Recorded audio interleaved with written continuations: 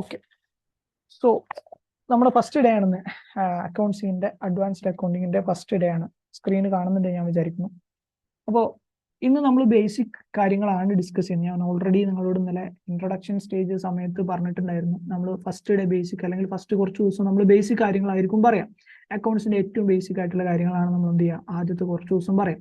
കാരണം തീരെ അറിയാത്ത, തീരെ ടച്ച് ഇല്ലാത്ത കുറച്ച് പേരുണ്ട്, കുറച്ച് ടച്ചുള്ള ആൾക്കാരുണ്ട്. അപ്പൊ എല്ലാവർക്കും കൂടി ഒന്ന് കിട്ടുന്ന രീതിയിൽ നമ്മൾ എന്ത് ചെയ്യും, ഒരു സൈഡ് എടുത്തിട്ടാണ് നമ്മൾ എന്ത് ചെയ്യുക, ഡിസ്കസ് ചെയ്യാം. ഓക്കെ, സോ അതിനു മുന്നേ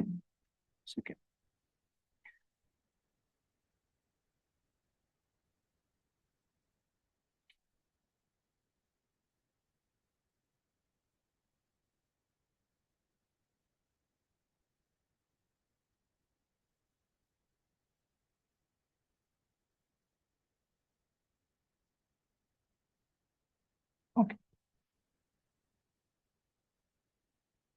മൈക്കില്ല. വാട്സ്ആപ്പ് നമ്പർ തരുവാണെങ്കിൽ ലൈവായി സംശയമുള്ളത് ചോദിക്കാമായിരുന്നു. തരാലോ, വാട്സ്ആപ്പ് നമ്പർ ഗ്രൂപ്പിലുണ്ടല്ലോ, ഞാൻ ഉണ്ടല്ലോ ഗ്രൂപ്പിൽ.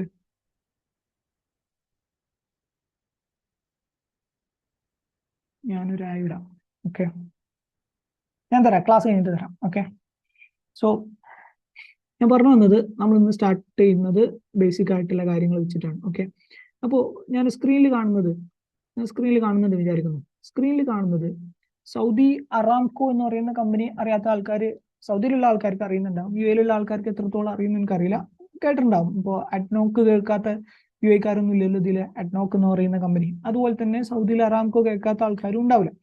അപ്പോൾ അറാംകോ കമ്പനിയുടെ ആനുവൽ റിപ്പോർട്ടാണ് ഞാൻ ഈ സ്ക്രീനിൽ കാണിച്ചിട്ടുള്ളത്. അറാംകോ കമ്പനിയുടെ ആനുവൽ റിപ്പോർട്ടാണ് നമ്മൾ എന്ത് ചെയ്യുന്നത്, സ്ക്രീനിൽ കാണുന്നത്. ഓക്കെ, അപ്പോൾ നമ്മുടെ ഉദ്ദേശം എന്താ വെച്ച് കഴിഞ്ഞാൽ, നമ്മൾ ക്ലാസ് കൊണ്ടുള്ള ഉദ്ദേശം എന്താ വെച്ച് കഴിഞ്ഞാൽ, ഇതിന്റെ ഒരു സൈഡിക്കെങ്കിലും ഉള്ളത് എന്ത് ചെയ്യുക, റെഡിയാക്കുക എന്നുള്ളതാണ്. അതായത് ഇതിന്റെ സൈഡിക്ക് എന്ന് പറഞ്ഞാൽ ഒരു ആനുവൽ റിപ്പോർട്ട് ഉണ്ടാക്കുന്ന രീതിയിലേക്കുള്ള ഒരു സൈഡിക്കെങ്കിലും നമ്മൾ എത്തുക. ഓക്കെ, നമ്മൾ സ്റ്റാൻഡേർഡിൽ നിന്ന് തുടങ്ങിയിട്ട് ആനുവൽ റിപ്പോർട്ട് ഉണ്ടാക്കുന്ന സ്റ്റേജിലേക്കെങ്കിലും എത്തുക എന്നുള്ള രീതിയിലേക്ക് എത്താൻ വേണ്ടിയിട്ടാണ് നമ്മൾ എന്ത് ചെയ്യുന്നത്, സെഷൻ കൊണ്ട് ഉദ്ദേശിക്കുന്നത്. ഓക്കെ, എത്രത്തോളം നമുക്ക് അവിടെ എത്താൻ പറ്റും എന്നുള്ളത് നമുക്ക് നോക്കാം, എത്രത്തോളം അവിടേക്ക് ഇങ്ങോട്ട് എത്തും എന്നുള്ളത്. ഓക്കെ, അപ്പൊ അതിന് മുന്നേ ഞാൻ ആദ്യം നിങ്ങളോട് ചോദിക്കട്ടെ, ഈ ആനുവൽ റിപ്പോർട്ട് കൊണ്ട് എന്താ ഉദ്ദേശിക്കുന്നത്? എന്താ ആനുവൽ റിപ്പോർട്ട് എന്ന് പറഞ്ഞു കഴിഞ്ഞാല്? എന്താ ആനുവൽ റിപ്പോർട്ട് എന്ന് പറഞ്ഞു കഴിഞ്ഞാല്? ഒരു കമ്പനിയുടെ കണക്ട് ചെയ്യാൻ ഒരു പറ്റാത്ത വർഷത്തെ ഒറ്റ സെക്കൻഡ് ആരെങ്കിലും ജോയിൻ ചെയ്യാൻ ഇനി ഉണ്ടോ? ആർക്കും ജോയിൻ ആകാൻ പറ്റാത്ത ആരും ഇല്ലല്ലോ ഇതില്? ആരും റിക്വസ്റ്റ് അയച്ചിട്ടില്ലല്ലോ.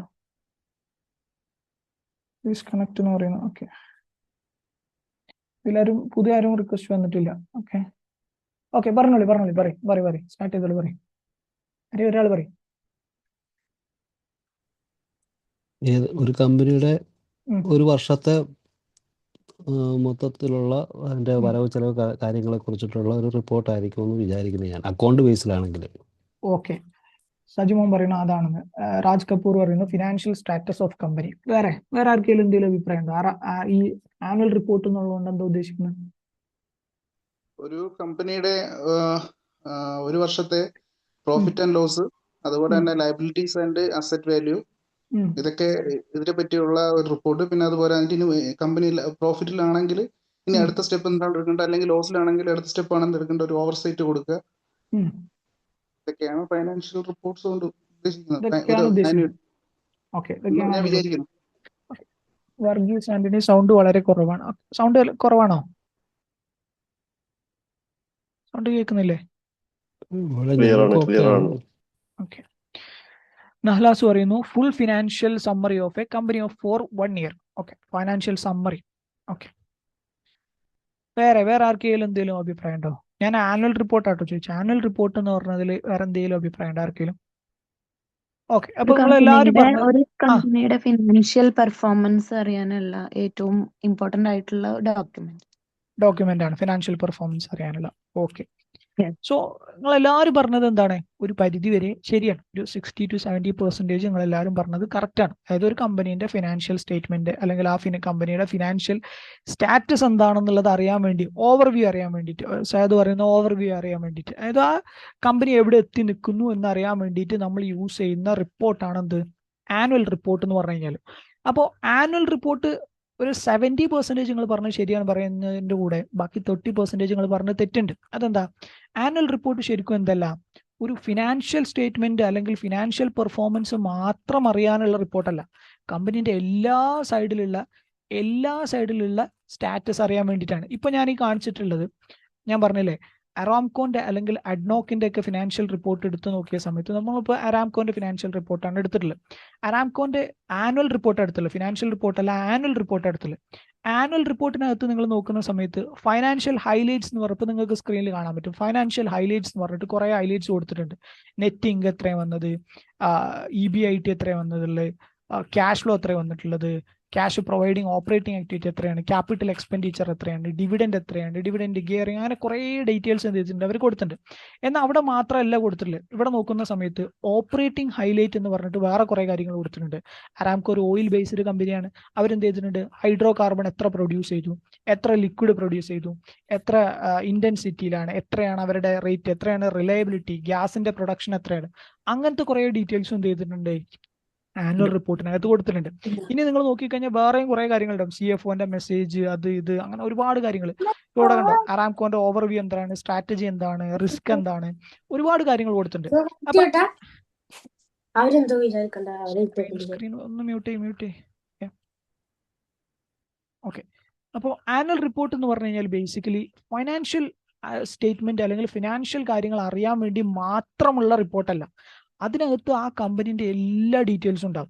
ഫിനാൻഷ്യലിയുള്ള കാര്യങ്ങളുണ്ടാവും, ഓപ്പറേഷനിലുള്ള കാര്യങ്ങളുണ്ടാവും, വേറെ ഇൻവെസ്റ്റ്മെന്റുമായി ബന്ധപ്പെട്ട എന്തെങ്കിലും കാര്യങ്ങളുണ്ടെങ്കിൽ അതുണ്ടാവും. മൊത്തത്തിൽ ആ കമ്പനി എങ്ങോട്ടാണ് ഇനി പോകുന്നത്, അവരുടെ ഇൻവെസ്റ്റേഴ്സിന് എന്തൊക്കെയാണ് അവർ ഇനി അടുത്ത വർഷം കൊടുക്കാൻ ഉദ്ദേശിക്കുന്നത്, അങ്ങനത്തെ എല്ലാ കാര്യങ്ങളും എന്തുണ്ടാവും ആനുവൽ റിപ്പോർട്ടിനകത്തുണ്ടാവും. അപ്പോൾ അതാണ് ആനുവൽ റിപ്പോർട്ട്. പക്ഷെ ആനുവൽ റിപ്പോർട്ടിനകത്ത് നമ്മൾ ഫിനാൻസിൽ വർക്ക് ചെയ്യുന്ന നമ്മളെ സംബന്ധിച്ചിടത്തോളം ഒരേ ഒരു സൈഡാണ് നമ്മൾ കൂടുതൽ ഫോക്കസ് ചെയ്യുക. ബാക്കി സൈഡുകളൊക്കെ ഉണ്ടാക്കും, പക്ഷെ നമ്മൾ കൂടുതലും ഫോക്കസ് ചെയ്യാണ് എവിടെയാണ്, ഈ ആനുവൽ റിപ്പോർട്ടിന്റെ ഒരു ഭാഗമാണ് ഫൈനാൻഷ്യൽ റിപ്പോർട്ട്. ഓക്കെ, അപ്പൊ ആനുവൽ റിപ്പോർട്ടിന്റെ ഒരു ഭാഗം മാത്രമാണ് എന്ത്, ഫൈനാൻഷ്യൽ റിപ്പോർട്ട്.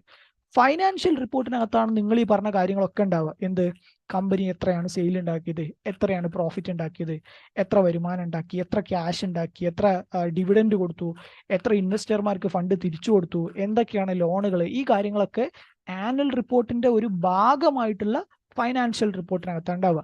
ഓക്കെ, അപ്പൊ ഇപ്പൊ നമ്മൾ നോക്കുന്നത് ഈ ആനുവൽ റിപ്പോർട്ട്, ഞാൻ അങ്ങനെ ജസ്റ്റ് ആനുവൽ റിപ്പോർട്ട് വായിച്ചു വരികയാണ്. നമ്മൾ എന്ത് ചെയ്യും, ഒരു ആനുവൽ റിപ്പോർട്ട് എപ്പോഴും ആർക്ക് പ്രസന്റ് ചെയ്യുക, ഒരു വർഷം കഴിയുന്ന സമയത്ത് ആ കമ്പനി എന്ത് ചെയ്യും, ആ കമ്പനിയിലേക്ക് ഇൻവെസ്റ്റ് ചെയ്തിട്ടുള്ള ഷെയർ ഹോൾഡേഴ്സിന് എന്ത് ചെയ്യും, എല്ലാ ഷെയർ ഹോൾഡേഴ്സിനും വായിക്കാവുന്ന രീതിയിൽ, ഷെയർ ഹോൾഡേഴ്സിന് മാത്രമല്ല മൊത്തം പബ്ലിക്കിന് വായിക്കാവുന്ന രീതിയിൽ എന്ത് ചെയ്യും, ആനുവൽ റിപ്പോർട്ട് പബ്ലിഷ് ചെയ്യും. ഇപ്പൊ നിങ്ങൾക്ക് ലോകത്ത് ഏതെങ്കിലും ഒരു കമ്പനി ലിസ്റ്റ് ചെയ്തൊരു കമ്പനീന്റെ ആനുവൽ റിപ്പോർട്ട് അറിയണം, ഇപ്പൊ നിങ്ങൾക്ക് റിലയൻസിന്റെ അവസ്ഥ എന്താണെന്ന് അറിയണം, നിങ്ങൾക്ക് എന്ത് ചെയ്താൽ മതി, നേരെ കയറിയിട്ട് ഗൂഗിളിൽ അടിച്ചിട്ട് കൊടുത്താൽ മതി. എന്ത്, റിലയൻസിന്റെ ആനുവൽ റിപ്പോർട്ട് അടിച്ചു കഴിഞ്ഞാൽ റിലയൻസ് ലേറ്റസ്റ്റ് പബ്ലിഷ് ചെയ്ത 2025 2024 എന്ത് ചെയ്യും, ആനുവൽ റിപ്പോർട്ട് അതിനകത്തുണ്ടാവും. അപ്പൊ അത് തുറന്നിട്ട് നിങ്ങൾക്ക് എന്ത് ചെയ്യാം, പബ്ലിക്കിനും വായിക്കാം, അതിന്റെ ഇൻവെസ്റ്റർമാർക്കും വായിക്കാം, അതിന്റെ ഓണേഴ്സിനും വായിക്കാം, ആർക്കും വായിക്കാം. എന്ത്, ആ കമ്പനി എന്തൊക്കെയാണ് പെർഫോമൻസ് നടത്തിയിട്ടുള്ളത്, അല്ലെങ്കിൽ ആ കമ്പനീന്റെ സ്റ്റാറ്റസ് എന്താണെന്നുള്ളത്. ഇപ്പൊ നിങ്ങൾ നോക്കുന്ന സമയത്ത് ഇവിടെ കണ്ടോ, റിസൾട്ട്സ് ആൻഡ് പെർഫോമൻസ് എന്ന് പറഞ്ഞൊരു കണ്ടോ. ഈ റിസൾട്ട്സ് ആൻഡ് പെർഫോമൻസിനകത്ത് ഒരുപാട് റിസൾട്ട്സും പെർഫോമൻസും അവർ കാണിച്ചിട്ടുണ്ട്. CFOന്റെ മെസ്സേജ്, ക്യാപിറ്റൽ മാർക്കറ്റ് കാര്യങ്ങളൊക്കെ. അതിൽ ഫൈനാൻഷ്യൽ പെർഫോമൻസ് എന്ന് പറഞ്ഞ വേറൊരു സൈഡ് തന്നെ ഉണ്ട് അല്ലെ, ഫൈനാൻഷ്യൽ പെർഫോമൻസ് എന്ന് പറഞ്ഞ ഒരു സൈഡ്.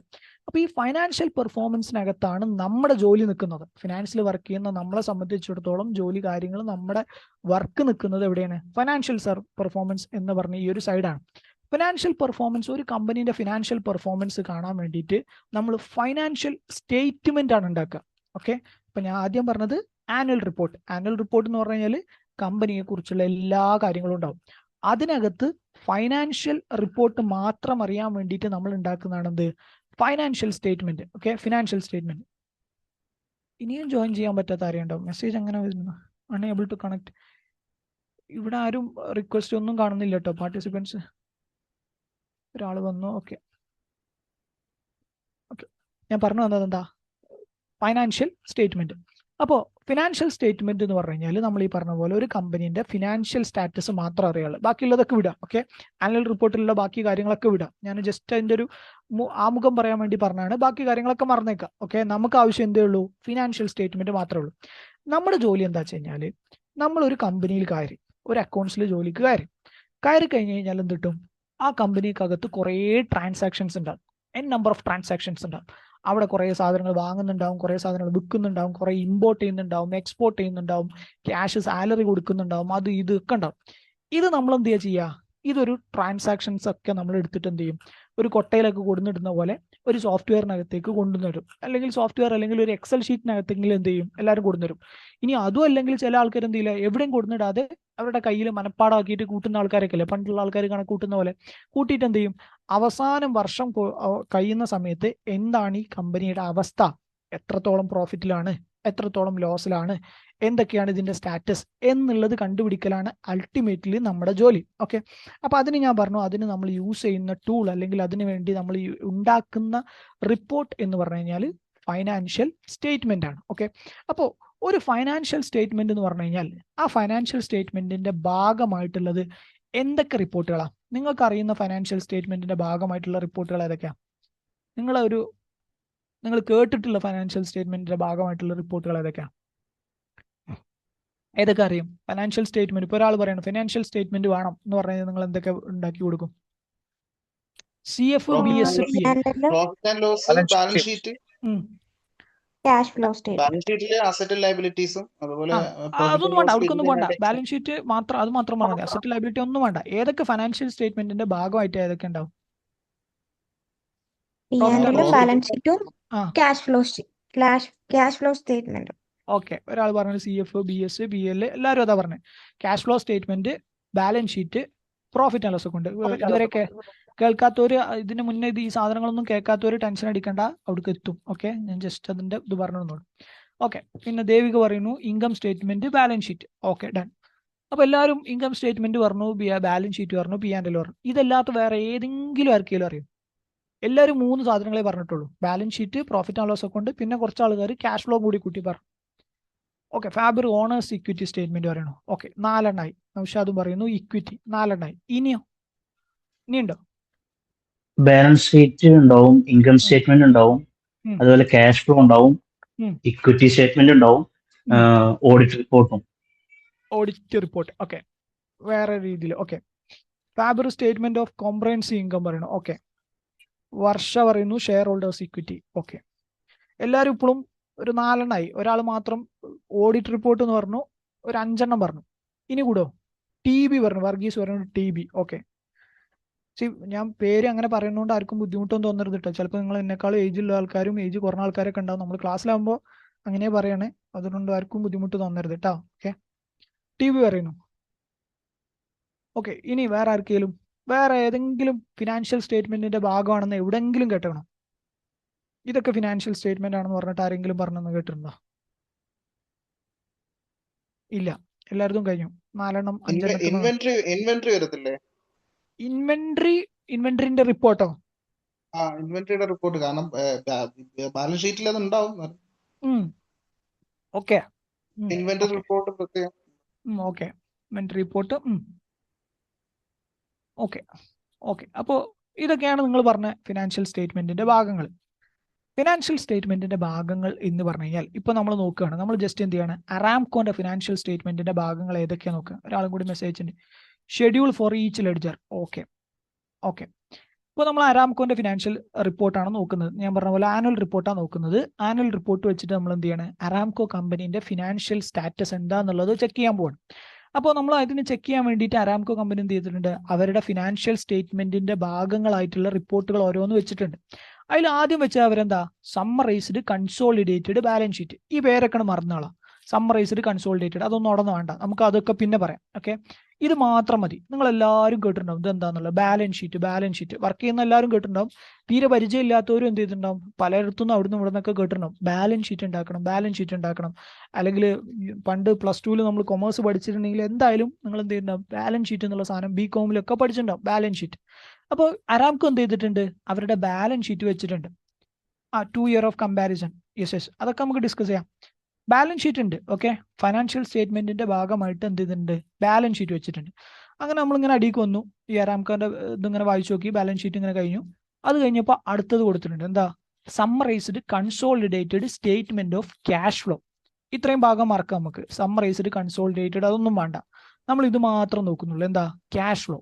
ഓക്കെ, അപ്പൊ രണ്ട് സാധനങ്ങൾ ഇവരെന്ത് ചെയ്തിട്ടുണ്ട്, ഇവരുടെ ഫിനാൻഷ്യൽ പെർഫോമൻസ് അറിയാൻ വേണ്ടിയിട്ട്. ഇപ്പോൾ ഒരാൾക്ക് ഒന്നും അറിയില്ല, അതായത് അരാംകോ കമ്പനിയിൽ എന്താണ് ഫിനാൻഷ്യൽ സ്റ്റാറ്റസ് എന്ന് ഒന്നും അറിയാത്ത ഒരാൾ വായിച്ചു നോക്കുകയാണ്, എന്തൊക്കെയാണ് അരാംകോന്റെ അവസ്ഥ, അരാംകോ നഷ്ടത്തിലാണോ ലാഭത്തിലാണോ എന്നൊക്കെ ഇങ്ങനെ കണ്ടുപിടിക്കണം.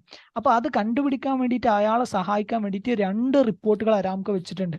ആദ്യം ഒന്ന് ബാലൻസ് ഷീറ്റ് കൊടുത്തിട്ടുണ്ട്, രണ്ടാമത് എന്ത് കൊടുത്തിട്ടുണ്ട്, ക്യാഷ് ഫ്ലോ കൊടുത്തിട്ടുണ്ട്. ഓക്കെ, 2 റിപ്പോർട്ടുകളായി. പിന്നെ നമ്മളിങ്ങനെ അടിയിക്ക് വരികയാണ്, ഇനി എന്തെങ്കിലും ഉണ്ടോ. അങ്ങനെ നോക്കിയപ്പോൾ വേറെ കുറച്ച് കാര്യങ്ങൾ അവിടെ ഇവിടെയൊക്കെ ഇങ്ങനെ കൊടുത്തിട്ടുണ്ട്. ഫ്രീ ക്യാഷ് ഫ്ലോ അങ്ങനെ EBIT എന്നൊക്കെ പറഞ്ഞ് വേറെ എന്തൊക്കെ കൊടുത്തിട്ടുണ്ട്, ഗിയറിംഗ് എന്നൊക്കെ പറഞ്ഞ് അങ്ങനെ കഴിഞ്ഞു എന്ന് വിചാരിക്കുന്നു. ഫിനാൻഷ്യൽ സ്റ്റേറ്റ്മെന്റ് ആയിട്ട് വേറെ പ്രത്യേകിച്ച് എന്ത് ചെയ്തിട്ടില്ല, അരാംകോ കമ്പനീന്റെ റിപ്പോർട്ടിനകത്ത് വേറെ ഒന്നും എന്ത് ചെയ്തില്ല, കൊടുത്തിട്ടില്ല.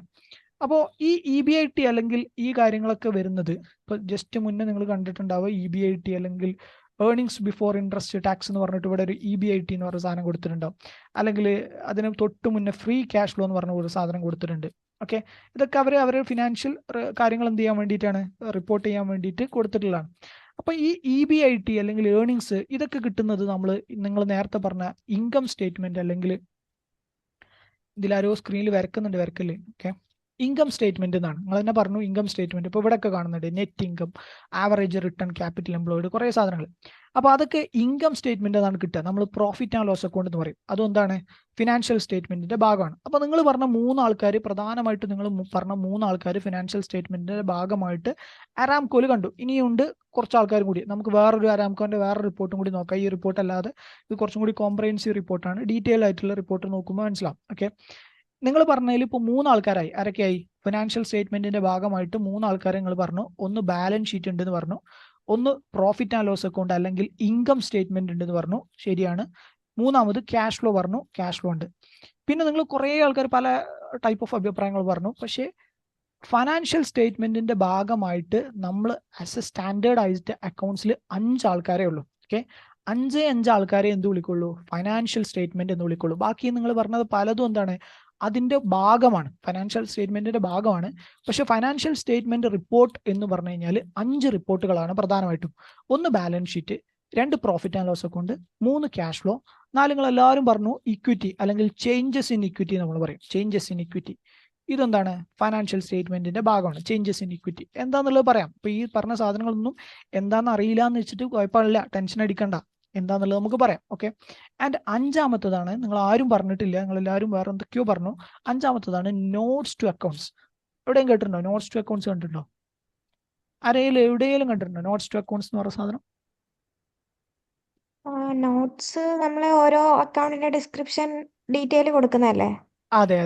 Okay, okay, audit report Mridula പറയുന്നു, ഓഡിറ്റ് റിപ്പോർട്ടിൽ കണ്ടിട്ടുണ്ട്. ഓക്കെ, ഷെഡ്യൂൾസ്, ഷെഡ്യൂൾസ് എന്ന് നമ്മൾ വിളിക്കും, ഷെഡ്യൂൾസ് എന്ന് പറയും. ഷെഡ്യൂൾസ്, അതെ, ഷെഡ്യൂൾസ് എന്ന് പറയും. ഷെഡ്യൂൾസ് എന്ന് പറയുന്നതിനേക്കാളും കുറച്ചും കൂടി അതിന് പ്രോപ്പറായ പേര് നോട്ട്സ് ടു അക്കൗണ്ട്സ് ആണ്, അല്ലെങ്കിൽ നോട്ട്സ് ടു അക്കൗണ്ട്സ് എന്നുള്ളതാണ് അതിന്റെ പേര്. ഓക്കെ, അപ്പോൾ ഒരു കമ്പനിക്ക് അവരുടെ ഫൈനാൻഷ്യൽ സ്റ്റാറ്റസ് അറിയണമെന്നുണ്ടെങ്കിൽ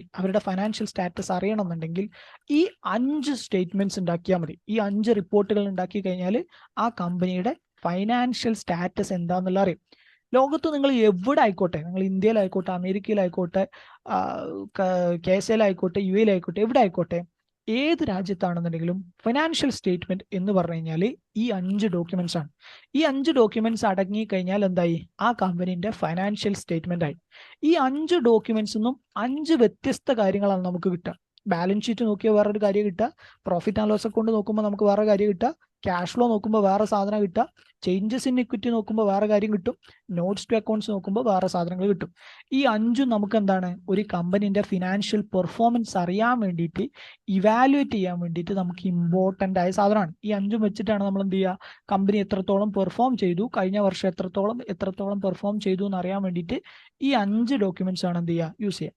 അപ്പോൾ ഇതൊരിക്കലും മറക്കരുത്. ഫൈനാൻഷ്യൽ സ്റ്റേറ്റ്മെന്റിന്റെ 5 പാർട്ടുകൾ ഏതൊക്കെയാണ് ഫൈനാൻഷ്യൽ സ്റ്റേറ്റ്മെന്റിന്റെ ഭാഗം എന്ന് പറഞ്ഞു കഴിഞ്ഞാൽ ഈ 5 ഫൈനാൻഷ്യൽ സ്റ്റേറ്റ്മെന്റിന്റെ ഭാഗം. ഓക്കെ, അപ്പൊ ഈ 5 കൂടി കൂട്ടിച്ചേർത്ത് കഴിഞ്ഞാൽ എന്തായി, ഫൈനാൻഷ്യൽ സ്റ്റേറ്റ്മെന്റ് ആയി. ഇതാണ് നമ്മൾ എന്ത് ചെയ്യുക, ഈ പറഞ്ഞ ഇൻവെസ്റ്റർമാർക്കും നമ്മളെ പബ്ലിക്കിനും ആൾക്കാർക്കൊക്കെ ആ കമ്പനിന്റെ പെർഫോമൻസ് അറിയാൻ വേണ്ടിയിട്ട് നമ്മൾ എന്ത് ചെയ്യുക, സബ്മിറ്റ് ചെയ്യുക. ഓക്കെ, ഇനി ഇതിൽ ഓരോ ഫൈനാൻഷ്യൽ സ്റ്റേറ്റ്മെന്റിന്റെയും ആദ്യം എന്താണ്, അല്ലെങ്കിൽ അതുകൊണ്ട് എന്താ ഉദ്ദേശിക്കുന്നത് നമുക്ക് ജസ്റ്റ് ഒന്ന് എന്ത് ചെയ്യാം പറയാം. എന്നിട്ട് നമുക്ക് എന്ത് ചെയ്യാം, ബാക്കിലോട്ട് പോയി പഠിക്കാം. ഇപ്പൊ നമ്മൾ ചെയ്യുന്ന എന്താ, അറ്റ് ദ എൻഡ് ആണ് പഠിക്കുന്നത്. അതായത് ഒരു കമ്പനിയിൽ നിങ്ങൾ ചേർന്ന് കഴിഞ്ഞിട്ട് ഈ പറഞ്ഞ സാധനങ്ങളൊക്കെ റെഡി ആക്കിയിട്ട് അവസാനം കിട്ടേണ്ട റിപ്പോർട്ടുകളാണ് ഈ 5 ഏറ്റവും അവസാനമാണ് നിങ്ങൾക്ക് ബാലൻസ് ഷീറ്റും P&L ക്യാഷ് ഫ്ലോയും ഈ പറഞ്ഞ 5 റിപ്പോർട്ടുകൾ ഉണ്ടാക്കുക. അപ്പോൾ നമ്മൾ ഈ അവസാനമാണ് ഇപ്പോൾ ഡിസ്കസ് ചെയ്യുന്നത്. ഇനി നമ്മൾ എന്ത് ചെയ്യും, തിരിച്ച് ബാക്കിലോട്ട് പോയിട്ട് എങ്ങനെ ഈ ഫസ്റ്റിൽ നിന്ന് അവസാനത്തിലേക്ക് എത്തും എന്നുള്ളതാണ് നമ്മൾ പഠിക്കാൻ പോകുന്നത്. ഓക്കെ, അപ്പോൾ ഈ 5 റിപ്പോർട്ടുകൾ ആദ്യം നമുക്ക് എന്ത് അറിയണം, ഈ 5 റിപ്പോർട്ടുകൾ എന്താണെന്ന് അറിയണം. 5 റിപ്പോർട്ടുകൾ എന്താണ്, ഈ 5 റിപ്പോർട്ടുകളിലേക്ക് നമ്മൾ എങ്ങനെ എത്തും എന്നുള്ളതാണ് നമ്മൾ അൾട്ടിമേറ്റ്ലി നമ്മൾ പഠിക്കുന്നത്. അപ്പോൾ എത്തുന്നതിൻ്റെ ഇടയിൽ കുറേ കാര്യങ്ങൾ നമുക്ക് പഠിച്ചു പോകാണ്ട്. അപ്പോൾ അതാണ് നമ്മൾ ഉദ്ദേശിക്കുന്നത്. ഓക്കെ, അപ്പോൾ ഈ 5 റിപ്പോർട്ടുകൾ എന്തൊക്കെയാണെന്നുള്ളത് നമുക്ക് ആദ്യം അറിയണം. ബാലൻസ് ഷീറ്റ് എന്താ, പ്രോഫിറ്റ് ആൻഡ് ലോസ് അക്കൗണ്ട് എന്താ, ക്യാഷ് ഫ്ലോ എന്താ, ചേഞ്ചസ് ഇൻ ഇക്വിറ്റി എന്താ, നോട്ട്സ് ടു അക്കൗണ്ട്സ് എന്താണെന്ന് ഞാൻ ഓരോന്നായിട്ട് ജസ്റ്റ് പറയാം. നിങ്ങൾ അറിയുന്ന ആൾക്കാർ ജസ്റ്റ് ഇങ്ങനെ പറയാം, അല്ലാത്തൊരു നമുക്ക് എന്ത് ചെയ്യാം പറയാം. നിങ്ങൾ കേട്ടിട്ടുണ്ടാവും balance sheet. Okay, balance sheet പറയുമ്പോൾ ബേസിക്കലി നമ്മൾ എന്തിനു വേണ്ടിയിട്ട് ഉണ്ടാക്കുന്ന ഒരു കമ്പനി ബാലൻസ് ഷീറ്റ് എന്തിനുണ്ടാക്കുന്ന, ബാലൻസ് ഷീറ്റിൽ എന്താ ഉണ്ടാവുക? Asset liability. Financial asset liability പറഞ്ഞു. വേറൊരാള് ഓരോരുത്തർ പറയും. ഫൈനാൻഷ്യൽ പൊസിഷൻ അറിയാൻ വേണ്ടി. ഫൈനാൻഷ്യൽ പൊസിഷൻ അറിയാൻ വേണ്ടിയിട്ട്. ഓക്കെ, വേറെ അസറ്റും ലയബിലിറ്റി അറിയാൻ പറ്റും. വേറെന്താ ബാലൻസ് ഷീറ്റ് എന്ന് വേറെന്താ കിട്ടാ? ഇതന്നെ ഉള്ളൂ. Current year profit. Current year profit balance sheet. Okay, പിന്നെ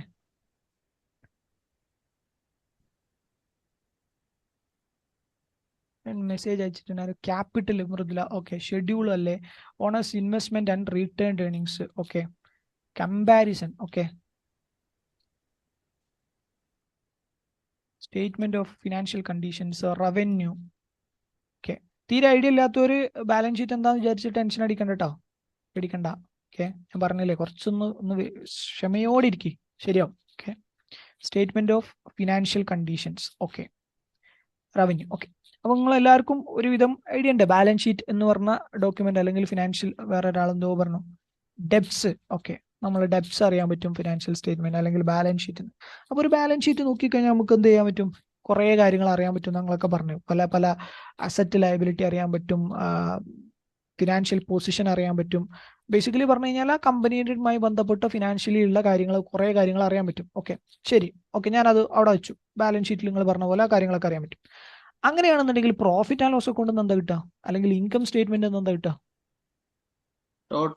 ടോട്ടൽ ഇൻകം അതുപോലെ ടോട്ടൽ എക്സ്പെൻസസ്. ഇൻകം എക്സ്പെൻസും കിട്ടും. ഓക്കെ, വേറെ ആർക്കെങ്കിലും എന്തെങ്കിലും എതിരഭിപ്രായം ഉണ്ടോ? വേറെ എന്തെങ്കിലും അറിയാൻ പറ്റുന്ന ആർക്ക് തോന്നുന്നുണ്ടോ? ഇൻകം സ്റ്റേറ്റ്മെന്റ് വെച്ച് വേറെ എന്തെങ്കിലും നമുക്ക് കിട്ടുമോ? Company's performance. Okay, sales and purchase. Sales and purchase. Okay, പിന്നെ എക്സ്പെൻസ്. യെസ്. പിന്നെ ഫൈനലി അതില് പ്രോഫിറ്റ് എത്ര ഉണ്ടാവും, പ്രോഫിറ്റ് എത്ര, ലോസ് എത്ര. ഓക്കെ, മൃദുല പറയുന്നത് net profit and loss, Rinsha പറയുന്നത് net profit and loss. Okay, done. അപ്പോൾ ബാലൻസ് ഷീറ്റും P&L വെച്ചുള്ള കാര്യങ്ങളൊക്കെ ഒരു വിധങ്ങൾ പറഞ്ഞു. ഓക്കെ, അതും അവിടെ നിൽക്കട്ടെ. അങ്ങനെയാണെങ്കിൽ ഇപ്പോൾ ഈ കേട്ട ക്യാഷ് ഫ്ലോ എന്ന് എന്താ കിട്ടുക? ഈ റിപ്പോർട്ട് വെച്ചിട്ട് നമുക്ക് എന്താ കിട്ടുക? ക്യാഷ് ഫ്ലോ റിപ്പോർട്ട് എന്ന് പറഞ്ഞ റിപ്പോർട്ട് എങ്ങനെ? Inflows and outflows. Inflows and outflows എന്തിന്റെ? ക്യാഷിന്റെ. ഓക്കെ, ക്യാഷിന്റെ ഇൻഫ്ലോ ആൻഡ് ഔട്ട്ഫ്ലോ കിട്ടുമെന്ന് പറയുന്നു. വേറെ എന്തെങ്കിലും കിട്ടുമോ? അറിയില്ല, വർഗീസ് അറിയില്ല. Okay, liquidity of a company. Okay, എത്ര ലിക്വിഡ് ക്യാഷ് നമ്മുടെ കയ്യിൽ അവൈലബിൾ ആണെന്നുള്ള രീതി കമ്പനിയിൽ എത്ര ലിക്വിഡ് ക്യാഷ് അവൈലബിൾ ആണെന്ന് അറിയാൻ പറ്റും പറഞ്ഞു. ഓക്കെ, മൃദുല പറയുന്നു ലിക്വിഡ് ക്യാഷ്. ഓക്കെ, നിങ്ങൾ പറഞ്ഞതൊക്കെ ഏകദേശം എല്ലാവരും പറഞ്ഞത് ശരിയാണ്. Source and use. Okay, source and use cash flow എന്ന് പറയാൻ പറ്റില്ല, നമുക്ക് ഫണ്ട് ഫ്ലോ എന്നൊക്കെ വിളിക്കാം, നമുക്ക് പറയാം. ഓക്കെ, എന്നാൽ സോഴ്സ് ആൻഡ് യൂസ് അങ്ങനെയും പറയാം. ഓക്കെ, ഇനി നാലാമത്തത് ഞാനൊന്ന് ചോദിക്കട്ടെ. നാലാമത്തത് ചേഞ്ചസ് ഇൻ ഇക്വിറ്റി. ഇതും നമ്മൾ പറഞ്ഞു ഫൈനാൻഷ്യൽ സ്റ്റേറ്റ്മെന്റിന്റെ ഭാഗമാണെന്ന് പറഞ്ഞു. ഇത് വെച്ച് നമുക്ക് എന്താ കിട്ടുക? ചേഞ്ചസ് ഇൻ ഇക്വിറ്റി ഉണ്ടാക്കി കഴിഞ്ഞാൽ എന്താ കിട്ടുക? ചേഞ്ചസ് ഇൻ ഇക്വിറ്റി ഉണ്ടാക്കി കഴിഞ്ഞാൽ എന്താ കിട്ടുക? ഇങ്ങനെ ഒരു ഷീറ്റും കൂടി നമ്മൾ ഉണ്ടാക്കും. നമുക്കത് പ്രാക്ടിക്കലി നോക്കാം, നമുക്ക് ഓരോ FS എടുത്ത് നോക്കാം. പക്ഷെ ജസ്റ്റ് ആദ്യം നിങ്ങളൊന്ന് പറയും എന്താ ചേഞ്ചസ് ഇൻ ഇക്വിറ്റി കൊണ്ട് കിട്ടുക? അതായത് ലാസ്റ്റ് ഇയറിനെ കമ്പയർ ചെയ്തിട്ട് ഈ ഇയറിലുള്ള ചേഞ്ചസ്.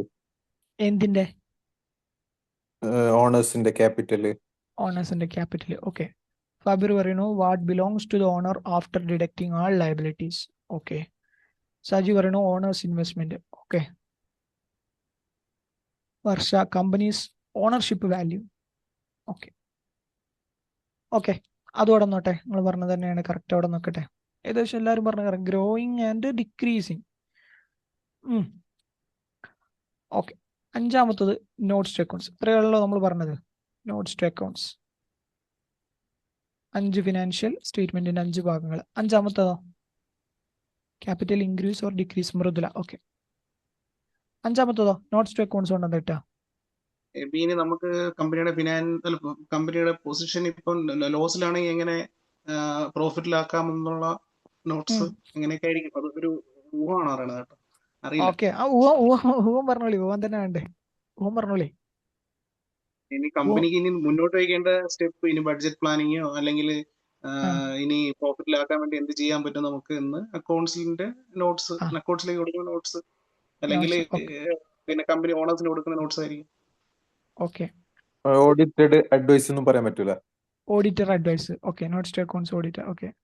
പിന്നെ Mridula adjustments during the year. Fabri പറയുന്നു balance of each. Okay. General informations accounting policies and judgements Sirajuddin. Devika detailed explanation. Okay okay. അപ്പോൾ പലരും പല സൈഡ് പല കാര്യങ്ങൾ അഭിപ്രായങ്ങൾ പറഞ്ഞു. 5 സാധനത്തിൽ എന്തൊക്കെ കിട്ടും എന്നുള്ളത് മനസ്സിലായി. ഓക്കെ. അപ്പൊ 5ലും നിങ്ങൾക്ക് ഇപ്പോൾ കേട്ടപ്പോൾ തന്നെ മനസ്സിലായിട്ടുള്ള 5 കൊണ്ടും നമുക്ക് ആവശ്യമുള്ള കുറേ സാധനങ്ങളാണ് കിട്ടുന്നത്. ഫിനാൻഷ്യലി നമുക്ക് ആവശ്യമുള്ള കുറേ സാധനങ്ങളാണ് പല സൈഡിൽ നിന്നും കിട്ടുന്നത്. ഫസ്റ്റ് നിങ്ങൾ പറഞ്ഞത് ബാലൻസ് ഷീറ്റിനെ കുറിച്ചാണ്. ബാലൻസ് ഷീറ്റ് നിങ്ങൾ പറഞ്ഞ പല സൈഡിലും പല ആംഗിളിലും നോക്കുകയാണ് നിങ്ങൾ പറഞ്ഞ കറക്റ്റാണ്. ബാലൻസ് ഷീറ്റ് വെച്ചിട്ട് നമുക്ക് പൊതുവെ കിട്ടുക അസറ്റ് അല്ലെ. ജനറലി നമുക്ക് സിമ്പിൾ ആയി പറയുകയാണെങ്കിൽ ഒരു കമ്പനിന്റെ ഫിനാൻഷ്യൽ പൊസിഷൻ അല്ലെങ്കിൽ ആ കമ്പനിന്റെ അസറ്റ് എത്രയുണ്ട്, ലയബിലിറ്റി എത്രയുണ്ട് എന്നുള്ളത് നമ്മൾ എന്ത് ചെയ്യും? ബാലൻസ് ഷീറ്റ് നോക്കിയിട്ടാണ് കിട്ടുക. ബാലൻസ് ഷീറ്റ് നോക്കിയാൽ നമുക്ക് എന്താ അറിയാൻ പറ്റുക? ടോട്ടലി ആ കമ്പനിക്ക് എത്ര അസറ്റ് ഉണ്ട്, എത്ര ലയബിലിറ്റി ഉണ്ട് എന്ന് അറിയാൻ പറ്റുക.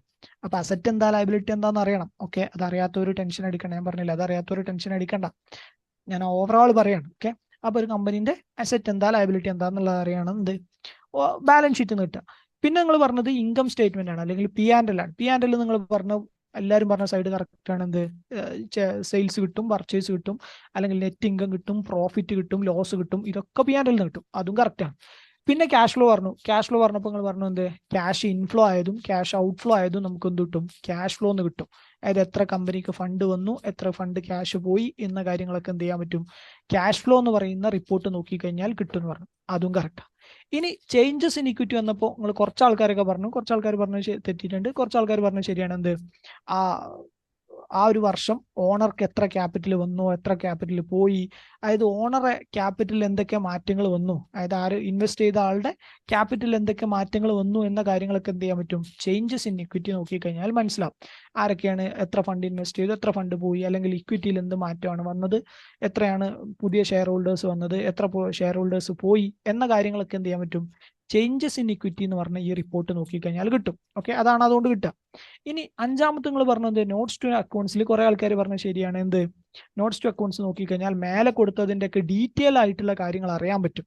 ഓക്കെ. അതായത് ഇന്ന കാര്യങ്ങൾ. പിന്നെ പറഞ്ഞു എന്ത് കുറച്ച് സൈഡിലൊക്കെ നമ്മൾ ഓഡിറ്ററെ റിപ്പോർട്ടുകൾ ഉണ്ടാവും, അതായത് ഓഡിറ്ററെ സജഷൻസ് ഉണ്ടാവും. കൈൻഡ് ഓഫ് ശരിയാണ്. ഓഡിറ്ററെ സജഷൻ എന്ന് പറയാൻ പറ്റില്ല. അതിൽ യൂസ് ചെയ്ത എന്തൊക്കെയാണ് നമ്മൾ ഈ അക്കൗണ്ട്സിൽ ഉണ്ടാക്കി, ഈ അക്കൗണ്ട്സ് പ്രിപ്പയർ ചെയ്ത സമയത്ത്, ഈ ഫിനാൻഷ്യൽ സ്റ്റേറ്റ്മെന്റ് പ്രിപ്പയർ ചെയ്ത സമയത്ത് നമ്മൾ യൂസ് ചെയ്ത പരിപാടികൾ എന്തൊക്കെയാണെന്നുള്ളതൊക്കെ എന്തുണ്ടാവും?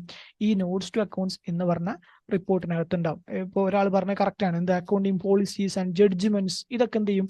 നോട്ട്സ് ടു അക്കൗണ്ട്സിൽ സിറാജുദ്ദീൻ ആണെന്ന് തോന്നുന്നു പറഞ്ഞ കറക്റ്റ് ആണ്. എന്ത് ഇതിനകത്ത് നമ്മൾ കൊടുത്തിട്ടുണ്ടാവും. അക്കൗണ്ടിങ് പോളിസി എന്താണ്, ജഡ്ജ്മെന്റ്സ് എന്താന്നുള്ളതൊക്കെ അതിനകത്ത് കൊടുത്തിട്ടുണ്ടാവും. അപ്പൊ ഇത്രയും കാര്യങ്ങൾ നമുക്ക് എന്ത് കിട്ടും? ഈ പറഞ്ഞ ഓവറാൾ ഈ 5 സാധനത്തിൽ നിന്നും കൂടി നമ്മൾ ഉണ്ടാക്കിയെടുക്കും. 5 സാധനങ്ങൾ വായിച്ചു കഴിഞ്ഞാൽ നമുക്ക് എന്ത് ചെയ്യാൻ പറ്റും? ഈ പറഞ്ഞ സാധനങ്ങളൊക്കെ കിട്ടും. അപ്പൊ ഈ 5 സാധനങ്ങളിലേക്ക് എത്തണം എന്നുണ്ടെങ്കിൽ, അല്ലെങ്കിൽ ഈ 5 ഫിനാൻഷ്യൽ സ്റ്റേറ്റ്മെന്റിന്റെ 5 ഭാഗങ്ങളിലേക്ക് നമ്മൾ എത്തണം എന്നുണ്ടെങ്കിൽ നമ്മൾ എന്ത് ചെയ്യണം? ആദ്യം കുറച്ച് ഈ സാധനങ്ങൾ വർക്ക് ചെയ്യണം. അതായത് നമ്മൾ ഒരു ട്രാൻസാക്ഷൻ നടന്ന സ്ഥലത്ത് തൊട്ട് ഇവിടെ വരെയുള്ള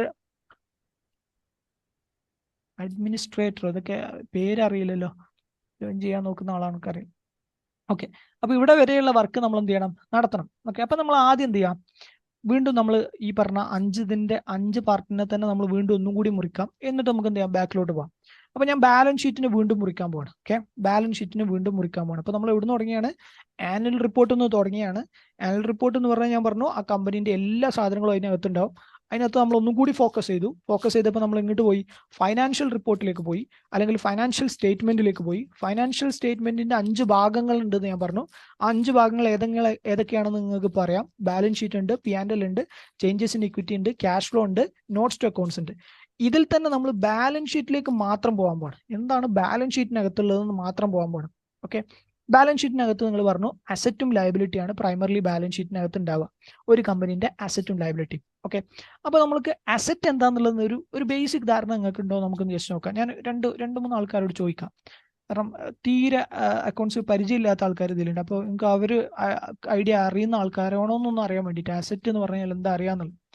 മുഹമ്മദ് കേൾക്കുന്നുണ്ടോ? മുഹമ്മദ് അലി കേൾക്കുന്നുണ്ടോ? പോയോ?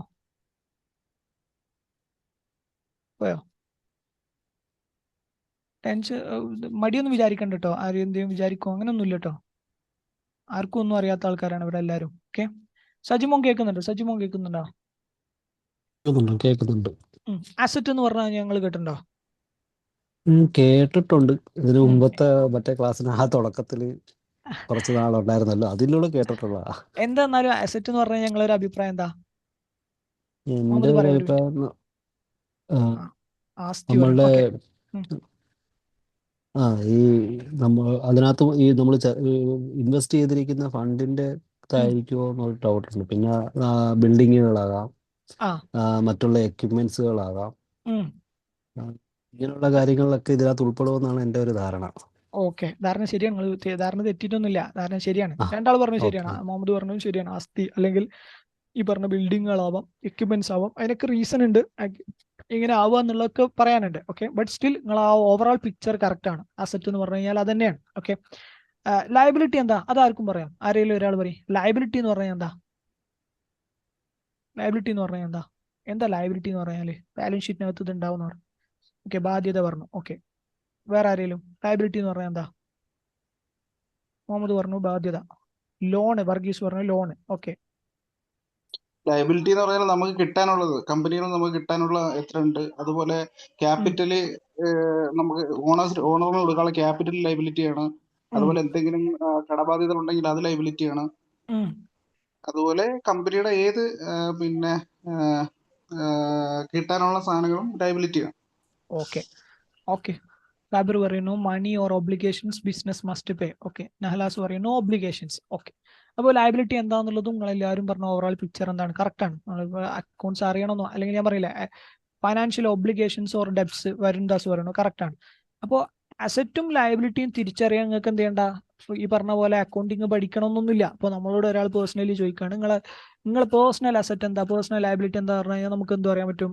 എൻ്റെ പേഴ്സണൽ സ്വത്തുണ്ട്, എനിക്ക് ഇത്ര ലാൻഡ് ഉണ്ട്, ഇത്ര ഭൂമിയുണ്ട്, ഇത്ര വീടുണ്ട്. അല്ലെങ്കിൽ നിങ്ങളോട് പറയാണ് എന്തൊക്കെയാണ് നിങ്ങളെ ലയബിലിറ്റി എന്ന് പേഴ്സണലി ഒരാൾ ചോദിച്ചു കഴിഞ്ഞാൽ നമുക്ക് എന്ത് പറയാൻ പറ്റും?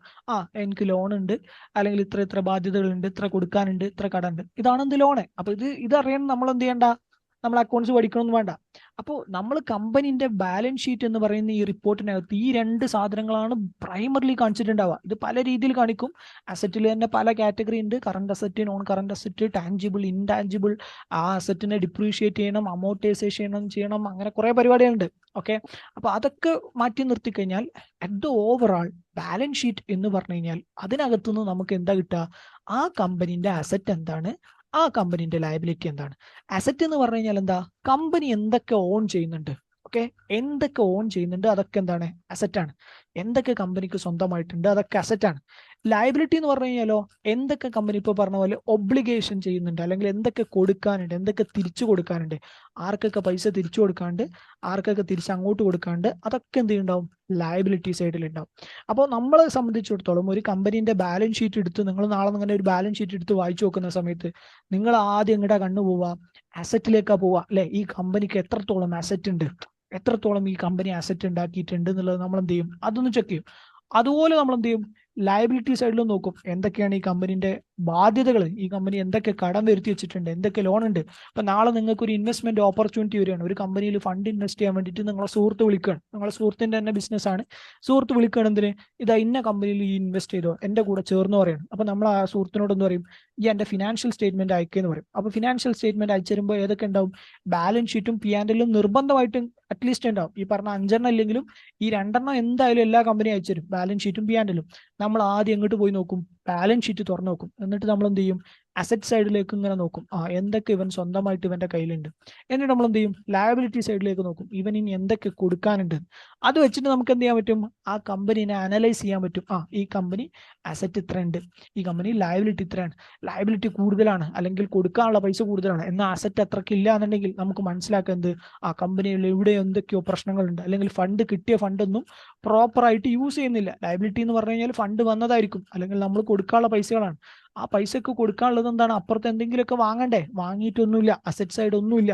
ഒരു ഉദാഹരണത്തിന് എന്റെ പേഴ്സണലി ഒരു ലയബിലിറ്റി എപ്പോൾ ഉണ്ടാവുക, ഞാനൊരു ലോൺ എടുത്തിട്ടുണ്ടെന്നുണ്ടെങ്കിൽ, ഇപ്പൊ ഞാനൊരു കാറിന് ലോൺ എടുത്തു, കാറിന് ലോൺ എടുത്തു കഴിഞ്ഞാൽ കാർ ലോൺ എന്താണ്, ഒരു ലയബിലിറ്റിയാണ്.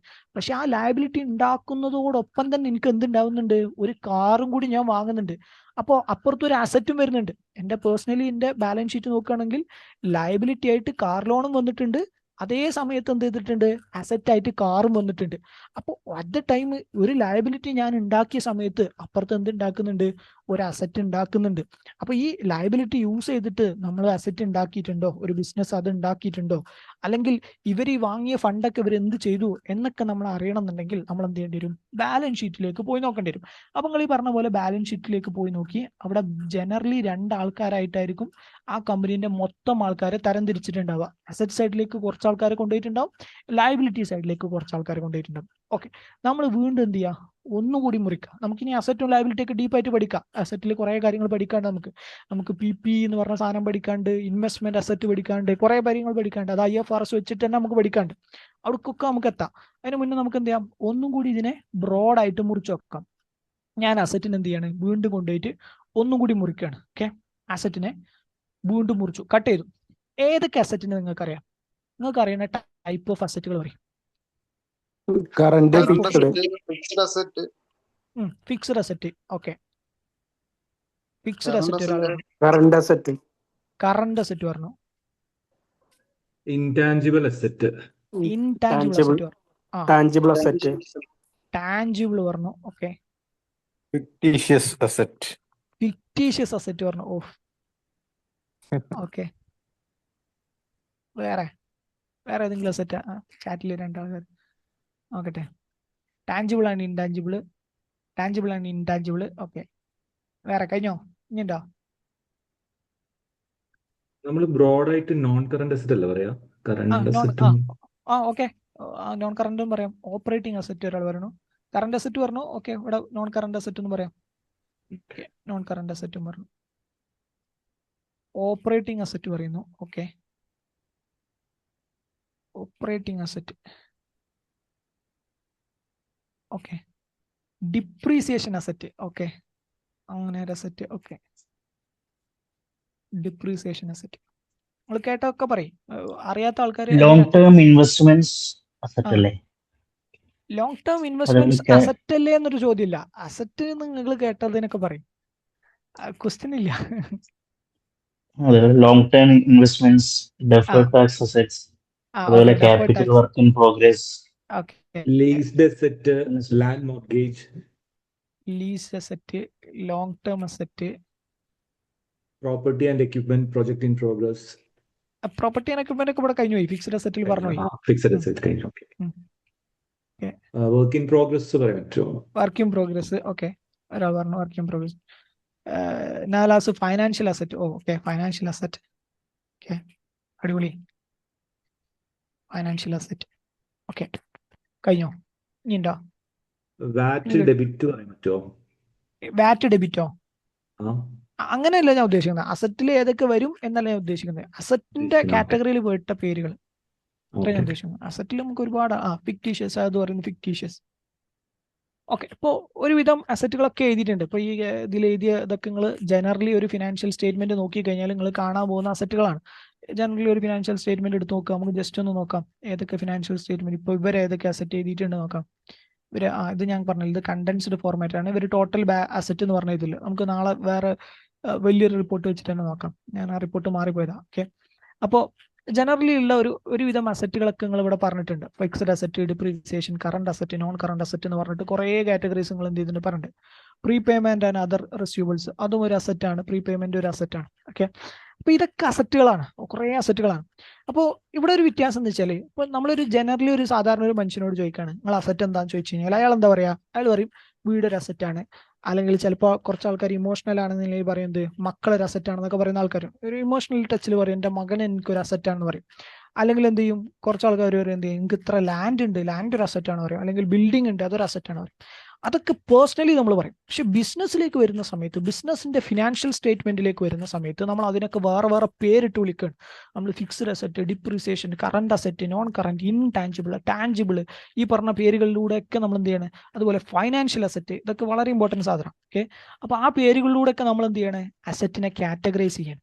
അപ്പോൾ നമ്മൾ ചെയ്യുന്ന ഇത്രയേ ഉള്ളൂ. നമ്മളിപ്പോൾ സാധാരണ ഒരു വ്യക്തി അയാളുടെ ലാഭം, ഇപ്പോൾ നേരത്തെ പറഞ്ഞ പോലെ സിമ്പിൾ ടേമിൽ പറയുകയാണെങ്കിൽ അയാളുടെ ബാധ്യതകളും അയാളുടെ ആസ്തിയും, ഓക്കെ, ഒരു സാധാ മനുഷ്യന് അയാളുടെ ആസ്തിയും ബാധ്യതയും എങ്ങനെ കണക്കൂട്ടുന്നു അതേപോലെ ബിസിനസ് എന്ത് ചെയ്യണേ, അവരുടെ ആസ്തിയും അവരുടെ ബാധ്യതകളും കണക്കൂട്ടാണ്.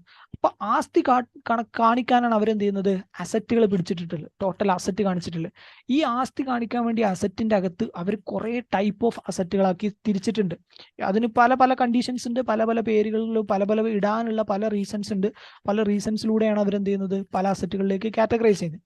അങ്ങനെ കാറ്റഗറൈസ് ചെയ്ത് എന്ത് ചെയ്യുന്നു, ഓരോ അസറ്റുകളാക്കിയിട്ട് ആ അസറ്റിന്റെ ഉള്ളിൽ തന്നെ പല കാറ്റഗറി കൊടുത്തിട്ട് നമ്മൾ എന്ത് ചെയ്യുന്നു, സമ്മറൈസ് ചെയ്തിട്ട് അതിന്റെ എത്രയാണ് അതിന്റെ അവസാനം നമ്മൾ ഒരു വർഷം കഴിയുന്ന സമയത്ത് നമ്മുടെ കയ്യിൽ ഏത് ഇന്ന ടൈപ്പ് ഓഫ് അസറ്റ് എത്രയുണ്ട്, ഇന്ന ടൈപ്പ് ഓഫ് അസറ്റ് എത്രയുണ്ട് എന്നുള്ളത് നമ്മൾ എന്ത് ചെയ്യുന്നു, പ്രസന്റ് ചെയ്യുന്നു. ഓക്കെ, ഇനി നമ്മൾ അസറ്റിനെ ഒന്നും കൂടി ഇപ്പൊ മുറിച്ച് നിങ്ങൾ എന്ത് ചെയ്തു, കുറെ പേരുകൾ പറഞ്ഞു.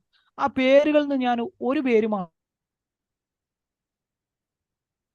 മാത്രം എടുത്തിട്ട്, അല്ലെങ്കിൽ രണ്ട് പേര് മാത്രം എടുത്തിട്ട് ഞാൻ എന്ത് ചെയ്യുന്നു, ആദ്യം ഒന്ന് കാറ്റഗറൈസ് ചെയ്യും. എന്നിട്ട് നമുക്ക് എന്ത് ചെയ്യാം, അടുത്ത കാര്യങ്ങളിലേക്ക് പോകാം. Okay, non current asset and current asset. ഇപ്പൊ അസറ്റിലേക്ക് എത്തി. അസറ്റിൽ രണ്ട് അസറ്റ്, അല്ലെങ്കിൽ അസറ്റിൽ ഞാൻ രണ്ട് പേര് മാത്രം എടുത്തു, non current and current asset. കേട്ടിട്ടുണ്ടോ non current and current asset?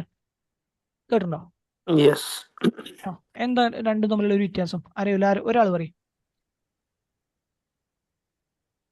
Current asset short term ആണ്. ലെസ് ദാൻ 1 ഇയറിന്റെ ഉള്ളിൽ തന്നെയാണ് നമ്മൾ കറണ്ട് അസറ്റ് പറയുന്നത് അല്ലേ? ഓക്കെ, സ്റ്റോക്ക്, ക്യാഷ് പോലുള്ള ഈസിലി ക്യാഷ് ആയിട്ട് കൺവേർട്ട് ചെയ്യാൻ പറ്റും. ഓക്കെ, ഓരോരുത്തർ പറയും. ഓക്കെ, പറഞ്ഞൊക്കെ കറക്റ്റ് ആണ്. വേറെ എന്തെങ്കിലും ഉണ്ടോ? Current asset and non current asset കേട്ടിട്ടുണ്ടോ? എന്തോ പറയാൻ ശ്രമിക്കണ്ടല്ലോ, മൈക്കോട്ടാവാ.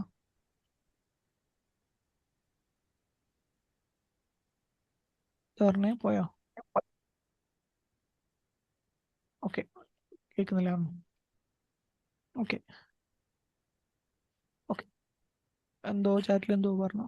Current short term, okay, non current long term, use for more than 1 year. Correct. So അതാണെന്ത്, അസറ്റിലെ രണ്ട് കാറ്റഗറി. നമ്മൾ ജനറലി അസറ്റിനെ എടുത്തിട്ട് എന്ത് ചെയ്യണം, രണ്ട് കാറ്റഗറി മാത്രം നോക്കണം, current asset and non current asset. Okay, അപ്പൊ നമ്മൾ പറഞ്ഞു ഇപ്പോൾ ഒരുപാട് കമ്പനീന്റെ ആസ്തികൾ നമ്മൾ അസറ്റ് എന്ന് വിളിക്കും. ആ ആസ്തിക്ക് പല പല പേരുകളിലാണ് കാണിച്ചിട്ടുള്ളത്. അതിൽ തന്നെ ഒരു രണ്ട് കാറ്റഗറി ആണെന്ത്, കറണ്ടും നോൺ കറണ്ടും. കറണ്ട് എന്ന് പറഞ്ഞാൽ നിങ്ങൾ പറഞ്ഞത് ശരിയാണ്, long term purpose. Sorry, non current എന്ന് പറഞ്ഞാൽ നിങ്ങൾ പറഞ്ഞത് ശരിയാണ്, എന്ത് ലോങ് ടേം ആണ്. നോൺ കറണ്ട് എന്ന പേരിൽ തന്നെ ഉണ്ട്, ലോങ് ടേം ആണ് ഇതിന്റെ ഉദ്ദേശം. ഓക്കെ, ആൻഡ് കറണ്ട് എന്ന് പറഞ്ഞു കഴിഞ്ഞാൽ ഷോർട്ട് ടേം ആണ്, ചെറിയ സമയത്തുകളിലാണ് ഷോർട്ട് ടേം. ഓക്കെ, ഈ ലോങ് ടേം എന്നുള്ളത് കൊണ്ട് ഉദ്ദേശിക്കുന്നത് നിങ്ങൾ പറഞ്ഞു കഴിഞ്ഞാൽ, അല്ലെങ്കിൽ ലോങ് ടേം എന്ന് പറഞ്ഞാൽ എന്തും പറയാലോ, അല്ലെങ്കിൽ ഷോർട്ട് ടേം എന്ന് പറഞ്ഞാൽ എന്തും പറയാലോ. ബേസിക്കലി നമ്മൾ ഉദ്ദേശിക്കല് 12 months ആണ്, അതായത് 1 ഇയർ ഗ്യാപ്പ്. അതായത് ഒരു അസറ്റ് നമ്മളെ കയ്യിലുണ്ട്. ഓക്കെ, ഒരു അസറ്റ് നമ്മളെ കയ്യിലുണ്ട്. ആ അസറ്റ് ബിസിനസ് യൂസ് ചെയ്യുക, ഉപയോഗിക്കുക, അല്ലെങ്കിൽ സെല്ല് ചെയ്യുക, വിൽക്കുക, ഒഴിവാക്കി വിൽക്കുക. ഓക്കെ, ഒരു 12 മാസത്തിനുള്ളിൽ ഈ പരിപാടികൾ ഏതെങ്കിലും ചെയ്യുന്നുണ്ടെന്നുണ്ടെങ്കിൽ അതൊക്കെ കറണ്ട് അസറ്റാണ്. അതായത് ബിസിനസ്സിന് പല ടൈപ്പ് ഓഫ് അസറ്റുകൾ ഉണ്ടാവും. ആ അസറ്റിൽ കറണ്ടും നോൺ കറണ്ട് അസറ്റ് ആക്കിയിട്ട് നമ്മൾ എന്ത് ചെയ്യുന്നുണ്ട്, കാറ്റഗറൈസ് ചെയ്യുന്നുണ്ട്. കറണ്ട് അസറ്റ് എന്ന് പറഞ്ഞു കഴിഞ്ഞാൽ ആ ബിസിനസിന്റെ അസറ്റുകളിൽ ഈ വരാൻ പോകുന്ന ഒരു വർഷത്തിനുള്ളിൽ, അതായത് 12 മാസത്തിനുള്ളിൽ നമ്മൾ ആ അസറ്റ് സെല്ല് ചെയ്യുകയോ വിൽക്കുകയോ വിറ്റ് ഒഴിവാക്കുകയോ അല്ലെങ്കിൽ നമ്മൾ യൂസ് ചെയ്യുകയോ ചെയ്യുകയാണെന്നുണ്ടെങ്കിൽ അതൊക്കെ എന്താണ്? കറണ്ട് അസറ്റ് കാറ്റഗറിയിലേക്കാണ് വിടുക. ഓക്കെ, കറണ്ട് അസറ്റ് കാറ്റഗറിയിലേക്കാണ് വിടുക. അങ്ങനെയാണെന്നുണ്ടെങ്കിൽ ഒരു ഉദാഹരണം നിങ്ങൾക്ക് അറിയുന്ന ഒരു ഉദാഹരണം പറയും. കറണ്ട് അസറ്റിൽ എന്തായിരിക്കും വരിക? ഒരു എക്സാമ്പിൾ. സ്റ്റോക്ക് വരും, കമ്പനീന്റെ സ്റ്റോക്ക് വരും, ലിക്വിഡ് ക്യാഷ്, ബാങ്കിലും കയ്യിലുള്ള ക്യാഷ് വരും, സ്റ്റോക്ക് വരും, ക്യാഷ് വരും. Okay, prepaid expense, accrued revenue, inventory. Okay, receivables ഇവിടെ വർഷ ക്യാഷ് പറയുന്നു, നഹലാസ് അക്കൗണ്ട്സ് റെസ്യൂബിൾ പറയുന്നു, ഡെപ്റ്റേഴ്സ്, റെസ്യൂബിൾ. ഓക്കെ, നമുക്ക് കേൾക്കാത്തവർക്ക് വേറെ ഏതെങ്കിലും വാക്കായിട്ട് തോന്നണ്ട, നമ്മൾ അവസാനം അവിടേക്കൊക്കെ എത്തും. ഓക്കെ, നമ്മൾ ലോജിക്കലി ഇപ്പൊ മനസ്സിലാവുണ്ടോ എന്ന് മാത്രം ആലോചിച്ചാൽ മതി. Okay, short term investment, prepaid expenses asset current അസറ്റിൽ വരുമോ? പ്രീപെയ്ഡ് അസറ്റ് ആയിക്കോട്ടെ, loans and advances, employee loans. Okay, പിന്നെ ഡ്യൂ ഫ്രം റിലേറ്റഡ് പാർട്ടീസ്, ലിറ്റിഗേഷനോ, petty cash. Okay, due from related parties വരൂലേ sir? Related party, due from related party. Salary advance. Okay, so ഇനി അവിടെ നോട്ടെ. ഇപ്പൊ നിങ്ങൾക്ക് ഏകദേശം ഒക്കെ അറിയാമെന്ന് മനസ്സിലായി. ഇപ്പോൾ കറണ്ട് അസറ്റ് എന്ന് പറഞ്ഞു കഴിഞ്ഞാൽ നിങ്ങൾ ഇപ്പോൾ ഈ പറഞ്ഞ കാറ്റഗറിക്കൊക്കെ ഉള്ള ഇതിൻ്റെയൊക്കെ സ്വഭാവം, ഇതിൻ്റെയൊക്കെ രീതി, ബാങ്ക് ക്യാഷ്, കറക്റ്റാ. ഇതിൻ്റെയൊക്കെ രീതി എന്താ? ഇതൊക്കെ 12 മാസത്തിനുള്ളിൽ നിങ്ങൾ എന്ത് ചെയ്യുന്നുണ്ട്? ഒന്നെങ്കിൽ ഉപയോഗിക്കുന്നുണ്ട് അല്ലെങ്കിൽ വിൽക്കുന്നുണ്ട്. ഇപ്പോൾ ഒരു ഉദാഹരണത്തിന് നമ്മൾ എന്ത് ചെയ്യണേ? സ്റ്റോക്ക് മാത്രം എടുക്കാം, ഒരു കമ്പനീൻ്റെ സ്റ്റോക്ക്. ഓക്കെ, സ്റ്റോക്ക് എങ്ങനെയാണ് കറണ്ട് അസറ്റ് ആയിട്ട് തീരുമാനിക്കുക? സ്റ്റോക്ക് എന്ന് പറഞ്ഞു കഴിഞ്ഞാൽ കമ്പനിക്ക് കുറേ സ്റ്റോക്ക് ഉണ്ട്. ഇപ്പോൾ നിങ്ങളൊരു ചെരുപ്പും കമ്പനി നടത്തുന്ന ആളാണ്. ചെരുപ്പും കമ്പനി നടത്തുകയാണെങ്കിൽ നിങ്ങൾ എന്ത് ചെയ്യും? ആദ്യം കുറേ ചെരുപ്പ് പർച്ചേസ് ചെയ്യും. എന്നിട്ട് എന്ത് ചെയ്യും? ചെരുപ്പ് കൊടുത്തിട്ട് ഗോഡൗണിൽ വെക്കും. എന്നിട്ട് എന്ത് ചെയ്യും? ആൾക്കാർ കസ്റ്റമർ വരുന്ന സമയത്ത് ചെരുപ്പ് വെക്കും. ഇതാണല്ലോ നമ്മൾ ചെയ്യുക. അപ്പോൾ ഈ ഗോഡൗണിൽ വെക്കുന്ന ചെരുപ്പിനെയാണ് നമ്മൾ എന്ത് പറയുക? സ്റ്റോക്ക്. നമ്മുടെ സ്റ്റോക്ക്, നമ്മൾ വാങ്ങി വെച്ച സ്റ്റോക്ക്, അതായത് അല്ലെങ്കിൽ പർച്ചേസ് ചെയ്യുന്ന ഐറ്റം നമ്മൾ എന്താണോ വിൽക്കുന്നത് അതാണ് സ്റ്റോക്ക് എന്ന് പറഞ്ഞു കഴിഞ്ഞാൽ. ഈ സ്റ്റോക്ക് അല്ലെങ്കിൽ നമ്മൾ അതിന് വേറെ പേരിട്ട് വിളിക്കും, ഇൻവെന്ററി എന്ന് പറയും. ആ ഇൻവെന്ററി എന്താണെന്നുള്ളത് നമ്മൾ കുറച്ചും കൂടി കഴിയുമ്പോൾ, ഇൻവെന്ററിക്ക് കുറച്ചും കൂടി രീതിയിൽ നമ്മൾ ഡിസ്കസ് ചെയ്യുമ്പോൾ കുറച്ചും കൂടി ഡീപ്പായിട്ട് പറയണം. അത് നമുക്ക് കുറച്ചും കൂടി കഴിയുമ്പോൾ പറയാം ഇൻവെന്ററി എന്നുള്ളത്. ഇപ്പം ജസ്റ്റ് സ്റ്റോക്ക് എന്നുള്ള വാക്കാണ് അതിന് ഏറ്റവും നല്ല ആപ്റ്റായ ഇപ്പോഴത്തെ വാക്ക്. കുറച്ചും കൂടി കഴിയുമ്പോൾ നിങ്ങൾ ഇൻവെന്ററി എന്നുള്ള രീതിയിലേക്ക് എത്തും. ഓക്കെ, അപ്പോൾ സ്റ്റോക്ക് എന്ന് പറയുന്ന സാധനം, ഈ സ്റ്റോക്ക് നമ്മൾ എന്ത് ചെയ്യണേ? ഒരു വർഷത്തിനുള്ളിൽ ഉപയോഗിക്കുകയാണെന്നുണ്ടെങ്കിൽ, സ്റ്റോക്ക് വാങ്ങിയിട്ട് നമ്മളെ ഉദ്ദേശം എന്താണ്? ഇപ്പം ഞാനൊരു സ്റ്റോക്ക് വാങ്ങി, ഇപ്പം ഞാൻ ചെരുപ്പ് കമ്പനി നടത്തുന്ന ആളാണെങ്കിൽ ചെരുപ്പ് വാങ്ങിയിട്ട് എൻ്റെ മനസ്സിലെ കാഴ്ച എന്താണ്? ഈ വർഷം തന്നെ ഈ ചെരുപ്പ് എന്ത് ചെയ്യണം? വിറ്റ് പോകണം. അല്ലാതെ ഞാൻ അടുത്ത 2 വർഷം കഴിഞ്ഞിട്ട് 3 വർഷം കഴിഞ്ഞിട്ട് ചെരുപ്പ് വിറ്റാൽ മതി എന്ന് ആരെങ്കിലും വിചാരിക്കുമോ? ഇല്ല. അപ്പം നമ്മുടെ മൈൻഡിൽ ഇൻറ്റൻഷൻ എന്താ? ഈ വർഷം തന്നെ എന്ത് ചെയ്യും? ഈ ചെരുപ്പ് വിൽക്കും. അല്ലെങ്കിൽ ഈ ചെരുപ്പ് ഞാൻ എന്ത് ചെയ്യും? എൻ്റെ സ്റ്റോക്ക് ഞാൻ എന്ത് ചെയ്യും? ഈ വർഷം തന്നെ വിൽക്കാൻ വേണ്ടി വാങ്ങുന്നതാണെന്ത്? ഈ സ്റ്റോക്കുകൾ. അതുകൊണ്ടാണ് എന്ത് ചെയ്തത്? സ്റ്റോക്ക് നമ്മൾ കറണ്ട് അസറ്റിന്റെ അണ്ടറിലിട്ട്. കാരണം 12 മാസത്തിനുള്ളിൽ നമുക്ക് എന്തുണ്ട്? ഈ സാധനം കൊണ്ട് ഉപയോഗമുണ്ട്, അല്ലേ? ഒന്നെങ്കിൽ യൂസ് ഉണ്ട്, അല്ലെങ്കിൽ നമ്മൾ സെല് ചെയ്യുന്നുണ്ട്, വിറ്റ് പോകുന്നുണ്ട്. ഇനിയിപ്പോൾ ക്യാഷ്, അല്ലെങ്കിൽ ക്യാഷ് എന്ന് പറഞ്ഞ സാധനമുണ്ട്, റെസ്യൂബിൾസ് എന്ന് പേര് പറഞ്ഞിട്ടുണ്ട്. ഇതൊക്കെ എന്താണെന്ന് നമുക്ക് പറയാം എന്തൊക്കെയാണെന്നുള്ളത്. ഇപ്പോൾ ക്യാഷ്, നമ്മൾ ബാങ്കിൽ പൈസ ഉണ്ട്. ഇപ്പോൾ കുറേ ആൾക്കാർ ബാങ്ക് എന്ന് പറഞ്ഞു. ബാങ്ക് കറണ്ട് അസറ്റിന്റെ അണ്ടറിൽ വരാനുള്ള കാരണം എന്താ? ബാങ്ക് നമ്മൾ ഒരു വർഷം കൊണ്ട് എന്ത് ചെയ്യും? ബാങ്കിലുള്ള പൈസ എടുക്കും, ബാങ്കിലുള്ള പൈസ അങ്ങോട്ട് ഇടും, ബാങ്കിലുള്ള പൈസ ഇങ്ങോട്ട് എടുക്കും, അങ്ങനെ പരിപാടികളൊക്കെ ഉണ്ടാവും. ഓക്കെ, അപ്പോൾ അതുകൊണ്ട് നമ്മൾ എന്ത് ചെയ്തു? കറണ്ട് അസറ്റ് എന്ന് വിളിച്ചു. ഓക്കെ, ഇനി നമ്മൾ നേരെ അപ്പുറത്തോട്ട് പോവാം, നോൺ കറണ്ട് അസറ്റ് വിളിക്കാം. നോൺ കറണ്ട് അസറ്റ് എന്ന് പറഞ്ഞു കഴിഞ്ഞാൽ ഞാൻ ഉദാഹരണം പറയാം, നിങ്ങൾ എന്താ റീസൺ എന്ന് പറയണം. ബിൽഡിംഗ് നോൺ കറണ്ട് അസറ്റ് ആണോ കറണ്ട് അസറ്റ് ആണോ? നോൺ കറണ്ട് അസറ്റ് ആണ്. എന്താ റീസൺ? കാരണം അത് 40 to 50 ഇയേഴ്സ് നമുക്ക് ആവശ്യം വരും. 12 മാസത്തിന് മേലെ ആവശ്യം വരും. ഓക്കെ, ഓക്കെ, അപ്പൊ അതാണ് ബിൽഡിംഗ് നോൺ കറണ്ട് അസറ്റ് എന്ന് പറയാൻ കാരണം. അങ്ങനെയാണ്. ഞാൻ വേറൊരു കാര്യം ചോദിക്കാം. അപ്പൊ ഈ fixed asset non current asset ഒന്ന് തന്നെയല്ലേ? ഇപ്പൊ ആയിട്ടില്ല, അവിടേക്ക് എത്തിയില്ല. ഫിക്സഡ് അസറ്റ് നമ്മൾ എത്തിയില്ല. അടക്കട്ടെ, നമുക്ക് പറയാം ഫിക്സഡ് അസറ്റും നോൺ കറണ്ട് അസറ്റും ഒന്നാണോ നമുക്ക് ഒരു കൈൻഡ് ഓഫ് പറയാം. ശരിയാണ്, നിങ്ങൾ പറഞ്ഞത് ശരിയാ. ഫിക്സഡ് അസറ്റും പറഞ്ഞാൽ നോൺ കറണ്ട് അസറ്റും വേറെ പേര് തന്നെയാണ്. പക്ഷെ നമ്മൾ കാറ്റഗറൈസ് ചെയ്യുന്നതിന് വേറെ രീതി ഉണ്ട്, നമുക്ക് പറയാം.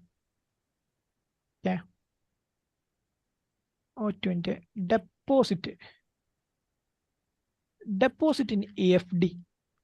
ഞാൻ FDയിൽ കൊണ്ടുപോയിട്ട് കുറച്ച് ഫണ്ട് ഡെപ്പോസിറ്റ് ചെയ്തു. ഇത് ഏതിൽ വരും? Non current asset.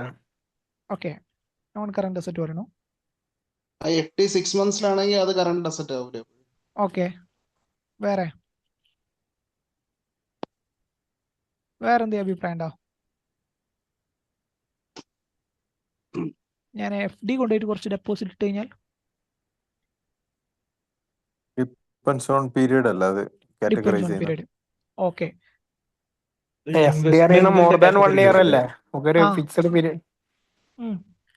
അത് ഇൻവെസ്റ്റ്മെന്റിന്റെ കാറ്റഗറിയിലല്ലേ വരാം, നോൺ കറന്റ്. ഇൻവെസ്റ്റ്മെന്റ് കാറ്റഗറിക്കൊന്നും ചിന്തിക്കണ്ട. കറണ്ട് അസറ്റ് ആണ്, FD അസറ്റ് ആണെന്നുള്ള ഉറപ്പല്ലേ?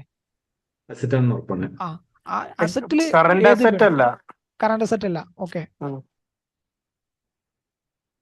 ഓക്കെ, നോൺ കറന്റ് ആണ്. നോൺ കറണ്ട് ആണ്.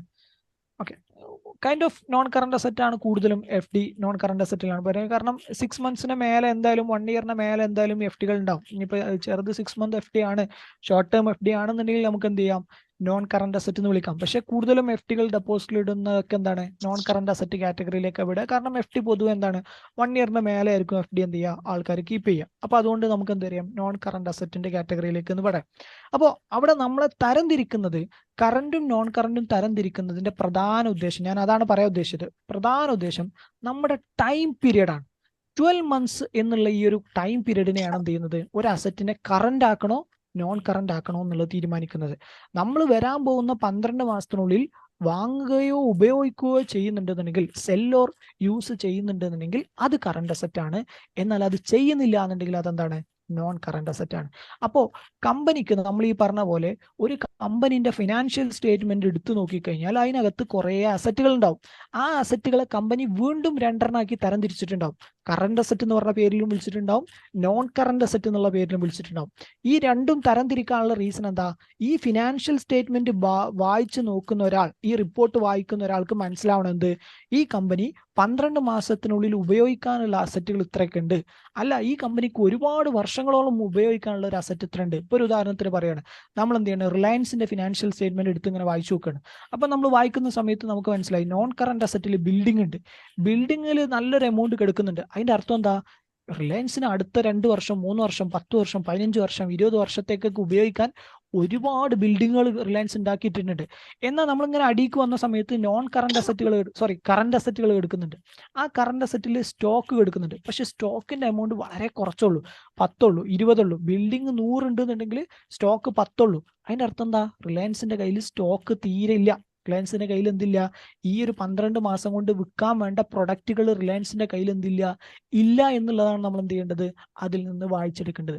അപ്പൊ ആ രീതിയിൽ ഫിനാൻഷ്യൽ സ്റ്റേറ്റ്മെന്റ് വായിക്കുന്ന ഒരാൾക്ക്, ഈ അക്കൗണ്ട്സിനകത്ത് നമ്മൾ ഈ ഫിനാൻഷ്യൽ സ്റ്റേറ്റ്മെന്റ് ഉണ്ടാക്കിയിട്ടുള്ള ഓരോ സാധനത്തിന്റെയും ഉദ്ദേശം എന്താണ്, ഇത് വായിക്കുന്ന ഒരാൾക്ക് ഈ FSന്റെ മെയിൻ ഉദ്ദേശം തന്നെ എന്താ, FSൽ ഈ പറഞ്ഞ 5 സ്റ്റേറ്റ്മെന്റുകളുടെ മെയിൻ ഉദ്ദേശം തന്നെ എന്താ, ഇത് വായിക്കുന്ന ഒരാൾക്ക് ഈ റിപ്പോർട്ട് വായിച്ചു കഴിഞ്ഞാൽ അയാൾക്ക് എന്ത് കിട്ടണം, ബാക്കിലോട്ട് വർക്കൗട്ട് ചെയ്യാൻ കിട്ടണം. അയാൾക്ക് ഇത് റീഡ് ചെയ്യുമ്പോൾ മനസ്സിലാവണം, കമ്പനിയുടെ ഫിനാൻഷ്യൽ പൊസിഷനിൽ ഇതൊക്കെയാണ്, കമ്പനിയുടെ ഫിനാൻഷ്യൽ പൊസിഷനിൽ ഇതൊക്കെയാണെന്ന് റിപ്പോർട്ടിലൂടെ വായിച്ചാൽ മനസ്സിലാവാൻ വേണ്ടിയിട്ടാണ്. അല്ല നമ്മളതിന് വേണ്ടിയിട്ട് ഉണ്ടാക്കുന്നതല്ല. റിപ്പോർട്ട് വായിക്കുന്ന ആൾക്ക് കമ്പനിയുടെ ഐഡിയ കിട്ടാൻ വേണ്ടിയിട്ടാണ്. അപ്പോൾ കറണ്ടും നോൺ കറണ്ടും ആക്കി നമ്മൾ ഒരു അസറ്റിനെ തരംതിരിക്കുന്നതിന്റെ ഉദ്ദേശം 12 മാസം ആ ഒരു ടൈം പീരീഡ് ആണെന്ത്, കറണ്ടും നോൺ കറണ്ടും ആക്കുന്നതിന്റെ ബേസിക് പോയിന്റ്. ഓക്കെ, അപ്പൊ അതും മനസ്സിലെന്ത് ചെയ്യുക, വെക്കുക. അപ്പോൾ 2 കാര്യങ്ങൾ മനസ്സിലാക്കണം. ഒന്ന്, 5 ഫിനാൻഷ്യൽ സ്റ്റേറ്റ്മെന്റിന്റെ ഭാഗമാണെന്നുള്ളത് മനസ്സിലാക്കണം. അതിനുശേഷം അസറ്റിനെ കുറിച്ചുള്ള ഒരു ബേസിക് ധാരണ തീരെ ഇല്ലാത്ത ആൾക്കാർ എന്ത് ചെയ്യണം, അസറ്റിനെ കുറിച്ച് ബേസിക് ഒരു ധാരണ. ഓക്കെ, നമ്മൾ അക്കൗണ്ടിങ് റിലേറ്റഡ് ഒന്നും അസറ്റിനെ കുറിച്ച് പഠിക്കേണ്ട, ബേസിക് ആയിട്ടുള്ള ഒരു അസറ്റ് എന്താന്നുള്ളതൊരു ധാരണ വേണം. ലയബിലിറ്റി എന്താന്നുള്ളതും ബേസിക് ആയ ഒരു ധാരണ വേണം. എന്നിട്ട് ഇപ്പം അതിൽ നിന്ന് ഒന്നുകൂടി മനസ്സിലാക്കണം, അസറ്റിൽ തന്നെ പെടുന്ന 2 ടൈപ്പ് ഓഫ് അസറ്റ് ഉണ്ട് എന്നുള്ളതും മനസ്സിലാക്കണം. എന്ത്, കറണ്ടും നോൺ കറണ്ടും. അതിനെ എന്തുകൊണ്ടാണ് തരംതിരിക്കുന്നത് എന്നുള്ളതും മനസ്സിലാക്കണം. ഇത്രയും നിങ്ങൾ എന്ത് ചെയ്യണം, ഇതുവരെ ഉള്ള ഒരു സെഷനിൽ എത്തിയിട്ടുണ്ടാണ്. ഓക്കെ, ഇനി ആ അസറ്റിൻ്റെ അകത്ത് നിങ്ങൾ വേറെയും കുറേ അസറ്റുകൾ പറഞ്ഞു. അതിൽ ഞാൻ വേറെ 2 ആൾക്കാരെയും കൂടി എടുക്കുകയാണ്, ടാഞ്ചിബിൾ ആൻഡ് നോൺ ടാഞ്ചിബിൾ അല്ലെങ്കിൽ ഇൻടാഞ്ചിബിൾ. എന്താ ടാഞ്ചിബിൾ, എന്താ ഇൻടാഞ്ചിബിൾ? ടാഞ്ചിബിൾ പറഞ്ഞാല് നമുക്ക് ടച്ച് ചെയ്യാൻ പറ്റുന്ന, അതായത് ഇപ്പോ വെഹിക്കിൾസ്, ഫർണിച്ചർ, ഇതൊക്കെ ടാഞ്ചിബിൾ വരും. ഓക്കെ, കമ്പനിയുടെ പ്രൈഡ്, കമ്പനിയുടെ പിന്നെ എന്താ നമുക്ക് കാണാൻ പറ്റാത്ത, അതായത് കമ്പനി ഉണ്ടാക്കിയെടുത്തേക്കുന്ന പ്രൈഡ്, അതൊക്കെ ഗുഡ് വില്ല്, പാറ്റന്റ് ഒക്കെ അല്ലേ, ഗുഡ് വില്ല്, പാറ്റന്റ് ഒക്കെ ടച്ച് ട്രേഡ് ചെയ്യാൻ mark. Okay okay, goodwill, patent, trademark. Okay, Devika പറയുന്നു movable assets intangible. Okay, movable assets, intangible. Okay, movable assets. Okay, again നിങ്ങൾ പറഞ്ഞത് എന്താണ്, കറക്റ്റാണ്.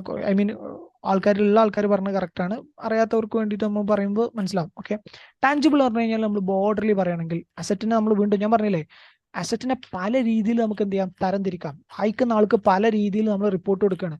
അയാളോട് ആദ്യം പറയണത് 12 മാസത്തിനുള്ളിൽ ഉപയോഗിക്കുന്ന അസറ്റുകൾ ഇതാണ്, 12 മാസത്തിന് ശേഷം വരെ ഉപയോഗിക്കാൻ അല്ലെങ്കിൽ അതുവരെ ലൈഫുള്ള അസറ്റുകൾ ഇതാണെന്ന് പറഞ്ഞിട്ടൊരു കാറ്റഗറി നമ്മൾ അയാൾക്ക് പറഞ്ഞു കൊടുത്തു. ഇതാണ് നോൺ കറന്റ്, ഇതാണ് കറന്റ് എന്നൊക്കെ പറഞ്ഞു കൊടുത്തു. അതേ ആളോട് വീണ്ടും നമ്മൾ റിപ്പോർട്ട്, കാരണം ആ വായിക്കുന്ന ആൾക്ക് പല രീതിയിൽ നമ്മൾ സൗകര്യം ചെയ്തു കൊടുക്കുകയാണ്. അയാളോട് നമ്മൾ പറയണത് ഇത് മാത്രമല്ല, കമ്പനിക്ക് വേറെ ടൈപ്പിലും എന്ത് ചെയ്യാൻ പറ്റും, അസറ്റുകളെ കാറ്റഗറൈസ് ചെയ്യാൻ പറ്റും. അതാണെന്ത്, ഒന്ന് ടാഞ്ചിബിളും ഇൻടാഞ്ചിബിളും. അപ്പൊ ടാഞ്ചിബിൾ എന്ന് പറഞ്ഞാൽ എന്താ, കമ്പനിക്ക് തൊടാൻ പറ്റുന്ന അസറ്റുകൾ ഇത്രയുണ്ട്. അതായത് കമ്പനി നിങ്ങൾ അസറ്റ് എന്ന് പറഞ്ഞിട്ട് തൊടാൻ വന്നു കഴിഞ്ഞാൽ, ഇതാ ഇന്നൊരു അസറ്റ് ഉണ്ടോ എന്ന് ചോദിച്ചു കഴിഞ്ഞാൽ തൊട്ട് കാണിച്ചു തരാൻ പറ്റുന്ന അസറ്റുകൾ ഇതൊക്കെ ഉണ്ട്. ഇപ്പൊ നമ്മൾ ഈ പറഞ്ഞ പോലെ ബിൽഡിംഗ്, വെഹിക്കിൾ, ഇതൊക്കെ ഒരു കമ്പനീന്റെ അസറ്റുകളാണ്, കമ്പനീന്റെ ആസ്തിന്റെ ഭാഗമാണ്. കമ്പനിക്ക് ഉണ്ടാവുന്ന ബിൽഡിംഗ്, വെഹിക്കിൾ, ഇതൊക്കെ കമ്പനീന്റെ ഭാഗമാണ്. പക്ഷെ ഇതൊക്കെ എന്ത് ചെയ്യാൻ പറ്റും, നമുക്ക് തൊട്ട് നോക്കാൻ പറ്റും, എന്നിട്ട് ഇങ്ങനെ തൊടാൻ പറ്റും. കമ്പനി ബിൽഡിംഗ് ടാഞ്ചിബിൾ എന്നൊക്കെ പറഞ്ഞിട്ട് തൊടാൻ പറ്റും. ഇൻടാഞ്ചിബിൾ എന്ന് പറഞ്ഞാൽ എന്താ, ഇതും കമ്പനീന്റെ അസറ്റാണ്, പക്ഷെ ഇതെന്ത് ചെയ്യാൻ പറ്റില്ല, നിങ്ങൾക്ക് തൊടാൻ പറ്റൂല, അല്ലെങ്കിൽ നിങ്ങൾക്ക് കാണാൻ പറ്റൂല. അതാണെന്ത്, നമ്മളിപ്പോൾ ഈ പറഞ്ഞ ഗുഡ് വില്ല്, ബ്രാൻഡിങ്, പാറ്റന്റ്. ഇപ്പൊ ഒരു കമ്പനിക്ക് ബ്രാൻഡ് ഉണ്ടാവാം, ഗുഡ് വിൽ ഉണ്ടാവാം, പാറ്റന്റ് ഉണ്ടാവും. ചില കമ്പനികൾ കണ്ടില്ലേ പാറ്റന്റ് എടുക്കുന്നത്, ഗുഡ് വിൽ എടുക്കുന്നത്, അല്ലെങ്കിൽ ട്രേഡ് മാർക്ക് എടുക്കുന്നത്. ഇതൊക്കെ എന്താണ്, കമ്പനീന്റെ അസറ്റ് തന്നെയാണ്. ഒരു കമ്പനി ട്രേഡ് മാർക്ക് എടുത്തു എന്ന് പറഞ്ഞു കഴിഞ്ഞാൽ അവരുടെ ഏതെങ്കിലും ഒരു വേർഡിനോ അവരുടെ ലോഗോക്കൊക്കെ ട്രേഡ് മാർക്ക്, നിങ്ങൾ കേട്ടില്ലേ ട്രേഡ് മാർക്ക് എടുക്കുക. അപ്പൊ ട്രേഡ് മാർക്ക് എടുത്തു കഴിഞ്ഞാൽ അതെന്താണ്, അസറ്റ് തന്നെയാണ്. കമ്പനിയെ സംബന്ധിച്ചിടത്തോളം അവരുടെ അസറ്റാണ്. കാരണം 12 മാസത്തിന് ശേഷം അല്ലെങ്കിൽ അത്രയും വർഷത്തോളം അവർക്ക് യൂസ് ചെയ്യാൻ പറ്റുന്ന ഒരു അസറ്റാണ്. അത് തൊടാൻ പറ്റാത്തതാണ്, നമുക്ക് കാണാൻ പറ്റില്ല. ട്രേഡ് മാർക്ക് തൊടാൻ പറ്റുമെന്ന് പറഞ്ഞാൽ തൊടാൻ പറ്റില്ല. ഞാൻ ഒരു കാര്യം ചോദിക്കട്ടെ, കമ്പനി ഒരു സോഫ്റ്റ്വെയർ ഉണ്ടാക്കി. ഓക്കെ, സോഫ്റ്റ്വെയർ അസറ്റാണോ ലയബിലിറ്റി ആണോ? സോറി, അസറ്റാണോ നിങ്ങൾക്ക് അറിയുന്നുണ്ടാവും. ഇൻഷുറൻസ് അസറ്റ് അല്ല, സോറി, ഇൻഷുറൻസ് ഇൻടാഞ്ചിബിൾ അസറ്റ് അല്ല. ഇൻഷുറൻസ് ഇൻടാഞ്ചിബിൾ അസറ്റിൽ പെടില്ല. ഓക്കെ, നമുക്ക് പറയാം. സോഫ്റ്റ്വെയർ എന്താ, കമ്പനിക്ക് ഒരു സോഫ്റ്റ്വെയർ ഉണ്ടെങ്കിൽ അതെന്താ, ഇൻടാഞ്ചിബിൾ അസറ്റ് ആണ്. വേറെ എന്തെങ്കിലും അഭിപ്രായം, വേറെ ആർക്കെങ്കിലും വ്യത്യാസം ഉണ്ടോ? വരുൺ ദാസ് ഇൻടാഞ്ചിബിൾ, മുഹമ്മദ് അലി പറയുന്നു ഇൻടാഞ്ചിബിൾ അസറ്റ് ആണ് സോഫ്റ്റ്വെയർ. യെസ്, കറക്റ്റ് ആണ്. പിന്നെ Varun Das intangible asset, yes. Software, കമ്പനിക്ക് സോഫ്റ്റ്വെയർ ഉണ്ടെങ്കിൽ എന്താ, സോഫ്റ്റ്വെയർ എന്താണ്, ഇൻടാഞ്ചിബിൾ അസറ്റ് ആണ്. ദേവിക പറയുന്നു ഇൻടാഞ്ചിബിൾ അസറ്റ്, കറക്റ്റ് ആണ്, ഇൻടാഞ്ചിബിൾ അസറ്റ് ആണ്. സോഫ്റ്റ്വെയർ എന്താണ്, ഇൻടാഞ്ചിബിൾ അസറ്റ് ആണ്. കാരണം എന്താ, Shaji Thomas, share investments intangible asset എന്ന് പറയാൻ പറ്റില്ല. ഷെയർ ഇൻവെസ്റ്റ്മെന്റ്സ് ആക്ച്വലി ഇൻവെസ്റ്റ്മെന്റിന്റെ അണ്ടറിൽ തന്നെ പെടുന്നതാണ്. ഇൻവെസ്റ്റ്മെന്റ് എന്ന് പറഞ്ഞിട്ട് അതിന്റെ അണ്ടറിൽ പെടുന്നതാണ്. അത് നമുക്ക് പറയാം. എനിക്ക് മനസ്സിലായി. Share investment in other companies, മറ്റ് കമ്പനിയിൽ നമ്മൾ ഇടുന്ന ഷെയറിന് നമ്മൾ ഇൻവെസ്റ്റ്മെന്റ് എന്ന് തന്നെ പഠിക്കണം, അല്ലാതെ നമ്മൾ അസറ്റ് എന്ന് പറയാൻ പറ്റില്ല. അത് രണ്ടും തമ്മിലുള്ള കാറ്റഗറി എന്താ നമുക്ക് നോക്കാം. ഓക്കെ, രണ്ടും തമ്മിലുള്ള വ്യത്യാസം എന്താ നോക്കാം. ഷെയർ ഇൻവെസ്റ്റ്മെന്റ് തൽക്കാലം നമ്മൾ എന്ത് ചെയ്യുക, ഈ ഇൻടാഞ്ചിബിൾ അസറ്റ് എന്ന് മാറ്റി നിർത്തുക. ഇൻടാഞ്ചിബിൾ അസറ്റിന്റെ കൂട്ടത്തിൽ ഷെയർ ഇൻവെസ്റ്റ്മെന്റ് വരില്ല. എന്താ റീസൺ എന്നുള്ളത് നമുക്ക് പഠിക്കാം. ഓക്കെ, അപ്പൊ സോഫ്റ്റ്വെയർ നിങ്ങൾ പറഞ്ഞു, സോഫ്റ്റ്വെയർ എന്താണ്, ഈ പറഞ്ഞ പോലെ ഇൻടാഞ്ചിബിൾ അസറ്റ് ആണ്. കാരണം കമ്പനിക്ക് സോഫ്റ്റ്വെയർ ഉണ്ട് എന്നുണ്ടെങ്കിൽ അതെന്താണ്, തൊടാൻ പറ്റാത്ത ഒരു അസറ്റ് ആണ്. ഓക്കെ, സോ ഇത്രയും കാര്യങ്ങൾ നമ്മൾ പഠിച്ചു. ഇപ്പൊ അസറ്റിനെ പല കാറ്റഗറി ആക്കി. നമ്മൾ കമ്പനിയുടെ ബ്രാൻഡ് നെയിം, കറക്റ്റ് ആണ്, കമ്പനിയുടെ ബ്രാൻഡ് നെയിം എന്താണ്, ഇൻടാഞ്ചിബിൾ അസറ്റ് ആണ്. Debtors, Raj Kapoor, debtors intangible asset അല്ല. ഡെപ്റ്റേഴ്സ് വേണമെങ്കിൽ നമുക്ക് നോൺ കറന്റ് അസറ്റ് എന്ന കാറ്റഗറിയിലേക്ക് കൊണ്ടുപോകാം. ഓക്കെ, സോറി, കറന്റ് അസറ്റ് എന്നുള്ള കാറ്റഗറിയിലേക്ക് കൊണ്ടുപോകാം. പക്ഷെ എന്തല്ല, ഇൻടാഞ്ചിബിൾ അസറ്റ് അല്ല. ഡെപ്റ്റർ നമുക്ക് കാണാൻ പറ്റൂലേ? ഇപ്പൊ നിങ്ങൾക്ക് പൈസ തരാനുള്ള ഒരാളെ നിങ്ങൾക്ക് കാണാൻ പറ്റൂലേ? അയാളെ പോയി കണ്ടൂടെ? ആ കമ്പനി പോയി തൊട്ടൂടെ? പറ്റൂലേ? ഇൻടാഞ്ചിബിൾ അസറ്റ് അല്ലല്ലോ. ടാഞ്ചിബിൾ ആയിട്ട് നിങ്ങൾക്ക് എന്ത് ചെയ്യാൻ പറ്റും, കാണാൻ പറ്റുന്ന ഡെപ്റ്റേഴ്സ് എന്തല്ല, ഇൻടാഞ്ചിബിൾ അല്ല. ലൈസൻസ് വർഷവർ, പറയേ, വേറെ ആരും എന്തോ പറഞ്ഞു. ഗുഡ് വില്ല് നമ്മൾ ഓൾറെഡി പറഞ്ഞു. ഗുഡ് വില്ല്. ഒരു ഡൗട്ട് ഉണ്ട്, ഡൗട്ട് പറയും. ഒരു ഇൻവോയ്സ് നമ്മളൊരു പർച്ചേസ് ചെയ്യുമ്പോൾ, അസറ്റ് വാങ്ങുമ്പോൾ, ഇപ്പോൾ കമ്പ്യൂട്ടർ വാങ്ങുകയാണെങ്കിൽ കമ്പ്യൂട്ടർ നമുക്ക് അസറ്റ് ആയിട്ട് കിട്ടി, പക്ഷെ അതിന്റെ കൂടെ സോഫ്റ്റ്വെയർ അവർ ഇൻസ്റ്റാൾ ചെയ്തിട്ട് മൈക്രോസോഫ്റ്റിന്റെ എന്തെങ്കിലും തരികയാണെങ്കിൽ അത് ഇൻടാഞ്ചിബിൾ, അങ്ങനെയല്ല ചെയ്യേണ്ടത്?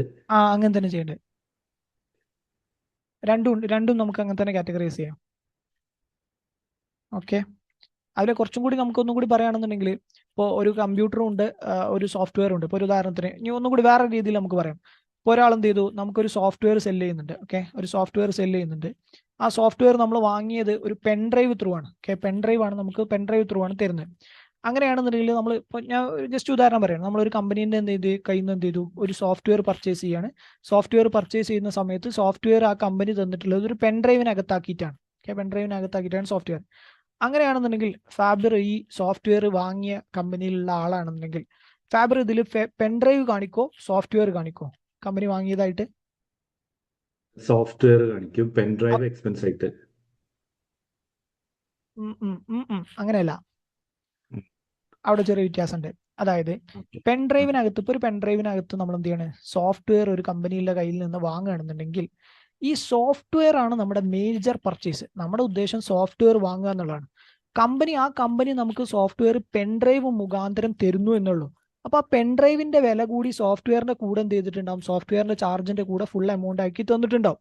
അപ്പോൾ നമ്മൾ എന്ത് ചെയ്താൽ മതി, സോഫ്റ്റ്വെയർ മാത്രം ബുക്ക് ചെയ്താൽ മതി. സോഫ്റ്റ്വെയറിന്റെ എമൗണ്ടിന്റെ കൂട്ടത്തിൽ നമുക്ക് എന്ത് ചെയ്യാം, ഈ പെൻഡ്രൈവിന്റെ ചാർജും കൂടി കയറ്റിയിട്ട് എന്ത് ചെയ്യാം, അല്ലെങ്കിൽ അസറ്റിനെ ക്യാപിറ്റലൈസ് ചെയ്തിട്ട് നമുക്ക് എന്ത് ചെയ്യാം, കാണിക്കാം. കാരണം നമ്മുടെ മേജർ പർച്ചേസ് നമ്മൾ അവിടെ ശരിക്കും വാങ്ങുന്നത് എന്താ, സോഫ്റ്റ്വെയർ ആണ്. അല്ലാതെ നമ്മുടെ ഉദ്ദേശം പെൻഡ്രൈവ് വാങ്ങുന്നില്ല. ഇതേ കമ്പനിക്ക് വേണമെങ്കിൽ എന്ത് ചെയ്യാം, ഈ സോഫ്റ്റ്വെയർ CD-നകത്താക്കി തരാം, ഹാർഡ് ഡിസ്കിനകത്താക്കി തരാം. അപ്പോൾ അവർക്ക് ഏത് ടൂൾ ഉപയോഗിച്ചിട്ട് നമുക്ക് ഈ സാധനം തരാം. നമ്മൾ വാങ്ങിയത് സോഫ്റ്റ്വെയർ ആണ്. ആ സോഫ്റ്റ്വെയർ നമ്മുടെ കമ്പനിക്ക് വാങ്ങാൻ വേണ്ടിയിട്ടുള്ള മെക്കാനിസം ആണ് മാത്രമാണ് എന്ത്, ഈ പറഞ്ഞ സാധനം. ഇപ്പോൾ ഒരു ഉദാഹരണത്തിന് നിങ്ങളൊരു മെഷീൻ വാങ്ങിയ സമയത്ത് ആ മെഷീൻ അവരെന്ത് ചെയ്യാണ്ട് ഒരു പാക്കിങ് ചെയ്യുന്നുണ്ട്. നമ്മൾ പാക്കിങ് എക്സ്പെൻസും മെഷീൻ ഫിക്സഡ് അസറ്റിലേക്കും കാണിക്കോ? ഇല്ല. പാക്കിങ് അടക്കമുള്ള ഈ മെഷീന്റെ പ്രൈസാണ് നമ്മൾ എന്ത് ചെയ്യുക, അസറ്റ് ആയിട്ട് കാട്ടുക. മനസ്സിലായോ? മേജർ പർച്ചേസ് നമ്മളെങ്ങനെ തിരിച്ചറിയാം? ഞാൻ പറയട്ടെ, ഇപ്പൊ ഒരു സിസ്റ്റം വാങ്ങാന്ന് വെച്ചോ. ഒരു സിസ്റ്റം വാങ്ങുമ്പോൾ സിസ്റ്റത്തിന് ഓൾറെഡി ഒരു 1500 വിലയുണ്ടെന്ന് വെച്ചോളൂ. അപ്പൊ അതിനകത്തിടുന്ന ഓപ്പറേറ്റിംഗ് സിസ്റ്റത്തിനും ഉണ്ടാവും, അതായത് സോഫ്റ്റ്വെയർ ഓപ്പറേറ്റിംഗ് സിസ്റ്റത്തിനും ഉണ്ടാവും. ഓപ്പറേറ്റിംഗ് സിസ്റ്റം അല്ലല്ലോ നമ്മൾ വാങ്ങുന്നത്, സിസ്റ്റം സിസ്റ്റം വാങ്ങുമ്പോൾ OS ഓപ്പറേറ്റിംഗ് സിസ്റ്റം അതിന്റെ കൂടെ തരുന്നില്ല. അല്ല, OS നമുക്ക് ഫ്രീ അല്ല, അത് പെയ്ഡ് ആണ്. കാരണം OS-ന് ഒരു 1000 റേഞ്ച് വരുന്നുണ്ട്, സിസ്റ്റത്തിന് ഒരു 1500 വരുന്നുണ്ട്. അപ്പൊ രണ്ടും നമ്മൾ ആഡ് ചെയ്യേണ്ടി വരത്തില്ലേ? അല്ല, ഞാൻ ഒരു കാര്യം ചോദിക്കട്ടെ. ഇപ്പൊ നിങ്ങൾ ഒരു കമ്പ്യൂട്ടർ സിസ്റ്റം വാങ്ങുന്ന സമയത്ത് OS ഇൻബിൽറ്റ് ആയിട്ട് അതിലുണ്ടാകും. ഓക്കെ കിട്ടിയോ? ഇൻബിൽറ്റ് ആയിട്ട് ഉണ്ടായിരുന്നെങ്കിൽ, പക്ഷെ നമ്മൾ വാങ്ങേണ്ടി ഒന്നുമല്ല. അതിന്റെ കൂടെ MS ഓഫീസ് അതുപോലെ OS കൂടെ നമ്മൾ പേയ്മെന്റ് കൊടുത്ത് വാങ്ങും. എക്സ്ട്രാ നിങ്ങൾ വാങ്ങുകയാണെങ്കിൽ അതിനെന്ത് ചെയ്തോളി, വേറെ തന്നെ കാറ്റഗറൈസ് ചെയ്ത് കാണിച്ചോളി. എക്സ്ട്രാ വാങ്ങുകയാണ്, ഇപ്പോൾ ഇൻബിൽറ്റ് ആയിട്ട് തരില്ല. നിങ്ങൾ ഒരു സോഫ്റ്റ്വെയർ മേജർ പർച്ചേസ് നമ്മൾ കമ്പ്യൂട്ടർ ആയിട്ട് തന്നെ കാണിക്കാം. അതിന്റെ അകത്ത് തന്നെ കാണിക്കാം. നിങ്ങൾ എന്ത് ചെയ്യേണ്ട, സെപ്പറേറ്റ് ആ OS-ന് വേറെ അസറ്റ് കാണിക്കേണ്ട ഒരു ആവശ്യമില്ല. നിങ്ങൾ OS വാങ്ങി, ഇപ്പോൾ നിങ്ങളൊരു കമ്പ്യൂട്ടർ വാങ്ങിയ സമയത്ത് നിങ്ങൾക്ക് ഈ പറഞ്ഞ OS ഒന്നുമില്ല, അല്ലെങ്കിൽ ഈ പറഞ്ഞ ഏതെങ്കിലും ഒരു സോഫ്റ്റ്വെയർ ഇല്ല. നിങ്ങൾ പുറത്തുനിന്ന് പിന്നീട് ആ സോഫ്റ്റ്വെയർ വാങ്ങുകയാണെന്നുണ്ടെങ്കിൽ ആ സോഫ്റ്റ്വെയർ നിങ്ങൾ എന്ത് ചെയ്താൽ മതി, ഇൻടാഞ്ചിബിൾ കാറ്റഗറി കൊണ്ടുപോയാൽ മതി. ഓക്കെ, നമ്മളിപ്പോ ഇങ്ങനെ വാങ്ങുമ്പോഴേ ലാപ്ടോപ്പ് വാങ്ങണം. അപ്പൊ ലാപ്ടോപ്പിന്റെ ബാഗ് കിട്ടുന്നുണ്ട്. ബാഗ് സെപ്പറേറ്റ് ആയിട്ട് നമ്മൾ വാങ്ങി, സോഫ്റ്റ്വെയർ വാങ്ങി, ലാപ്ടോപ്പ് വാങ്ങി. അപ്പം ലാപ്ടോപ്പ് അസറ്റ്, സോഫ്റ്റ്വെയർ ഇൻടാഞ്ചിബിൾ, മറ്റേത് എക്സ്പെൻസ് അല്ല വരാ. അപ്പൊ ലാപ്ടോപ്പിന്റെ കൂട്ടത്തിൽ നിങ്ങൾക്ക് ഈ സോഫ്റ്റ്വെയർ ഉണ്ടോ? ലാപ്ടോപ്പ് വാങ്ങുമ്പോൾ കൂടെ സെപ്പറേറ്റ് ആയിട്ട് വാങ്ങി, സെപ്പറേറ്റ് ചെയ്യണം. ലാപ്ടോപ്പ് ഫിക്സ്ഡ് അസറ്റിലേക്ക്. പക്ഷേ ഈ ബാഗ് ആണെങ്കിലോ, ബാഗ് എക്സ്പെൻസ് അല്ല വരാ. ബാഗ് നമ്മൾ ലാപ്ടോപ്പിന്റെ പർച്ചേസ് ചെയ്യുമ്പോൾ നമുക്ക് കൂടെ കിട്ടുന്നതല്ലേ, നമ്മൾ എക്സ്പെൻസ് ആയിട്ട് കാണിക്കേണ്ട ആവശ്യം. Separate കാണിക്കുകയാണെങ്കിൽ expense. റിൻഷാദ് എന്തോ പറയുന്നുണ്ട്. റിൻഷാദ് പറഞ്ഞെന്താ, ഇൻവോയ്സിൽ സെപ്പറേറ്റ് ആയി കാണിച്ചാലാണോ ലൈക്ക് പാക്കിംഗ്? ഇൻവോയ്സ് സെപ്പറേറ്റ് ആയി കാണിക്കുകയാണെങ്കിൽ നമുക്ക് എന്ത് ചെയ്യാം, പാക്കിങ്ങിന് എക്സ്പെൻസ് ആയിട്ട് കാണിക്കാം. ഇപ്പോൾ ഫാബർ പറഞ്ഞ പോലെ നിങ്ങൾ ആ ഈ പാക്കിംഗ് ചാർജ് സെപ്പറേറ്റ് ഒരു ഇൻവോയ്സ് തന്നെയാണ്. എക്സ്പെൻസ് ആയിട്ട് വേറെ തന്നെ വരികയാണെന്നുണ്ടെങ്കിൽ നിങ്ങൾ എന്ത് ചെയ്തോളി, എക്സ്പെൻസ് ആയിട്ട് കാണിച്ചോളി. അല്ല, ഈ ഫിക്സ്ഡ് അസറ്റിന്റെ കൂടെയുള്ള എമൗണ്ടിൽ ഉള്ളതാണെന്നുണ്ടെങ്കിൽ അതും കൂടി കൂട്ടി കാണിച്ചാൽ മതി. അതിന് എന്ത് ചെയ്യേണ്ട, സെപ്പറേറ്റ് എമൗണ്ട് കാണിക്കണ്ട. ഓക്കെ, സോ അത് ഞാൻ ഇടയിലൊരു ഡൗട്ട് ഉള്ളത് പറഞ്ഞാണ്. ഓക്കെ, നമ്മൾ പറഞ്ഞു വന്നത് ടാഞ്ചിബിൾ ആൻഡ് ഇൻടാഞ്ചിബിളിന്റെ കാറ്റഗറിയാണ്. ഓക്കെ, ജസ്റ്റ് ഞാനൊരു ഡൗട്ട് ഞാൻ നിങ്ങളോട് ഒരു കാര്യം ചോദിക്കാം. ഓക്കെ, എന്നിട്ട് നമുക്ക് എൻഡ് ചെയ്യാം.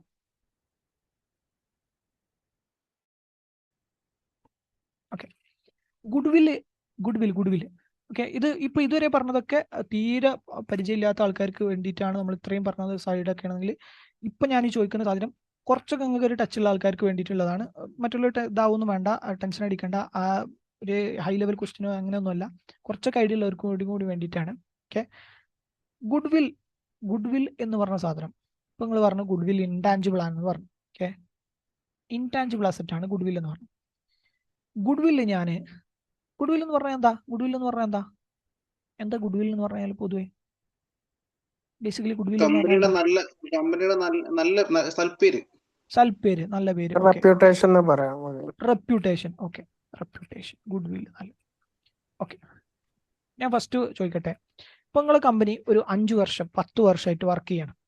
10 വർഷമായിട്ട് വർക്ക് ചെയ്യണ നിങ്ങളെ ഏതെങ്കിലും കമ്പനിയിൽ നിങ്ങളെ ഫിനാൻഷ്യൽ സ്റ്റേറ്റ്മെന്റിൽ എപ്പോഴെങ്കിലും നിങ്ങൾ ഗുഡ്വിൽ കണ്ടിട്ടുണ്ടോ? കണ്ടിട്ടുണ്ടോ? കണ്ടില്ല. നോ, രാജ് കപൂറിനോ എല്ലാവരും കണ്ടില്ല. അപ്പൊ നിങ്ങളെ കമ്പനിക്കൊന്നും സൽപ്പേരില്ലേ, റെപ്യൂട്ടേഷൻ ഇല്ലേ?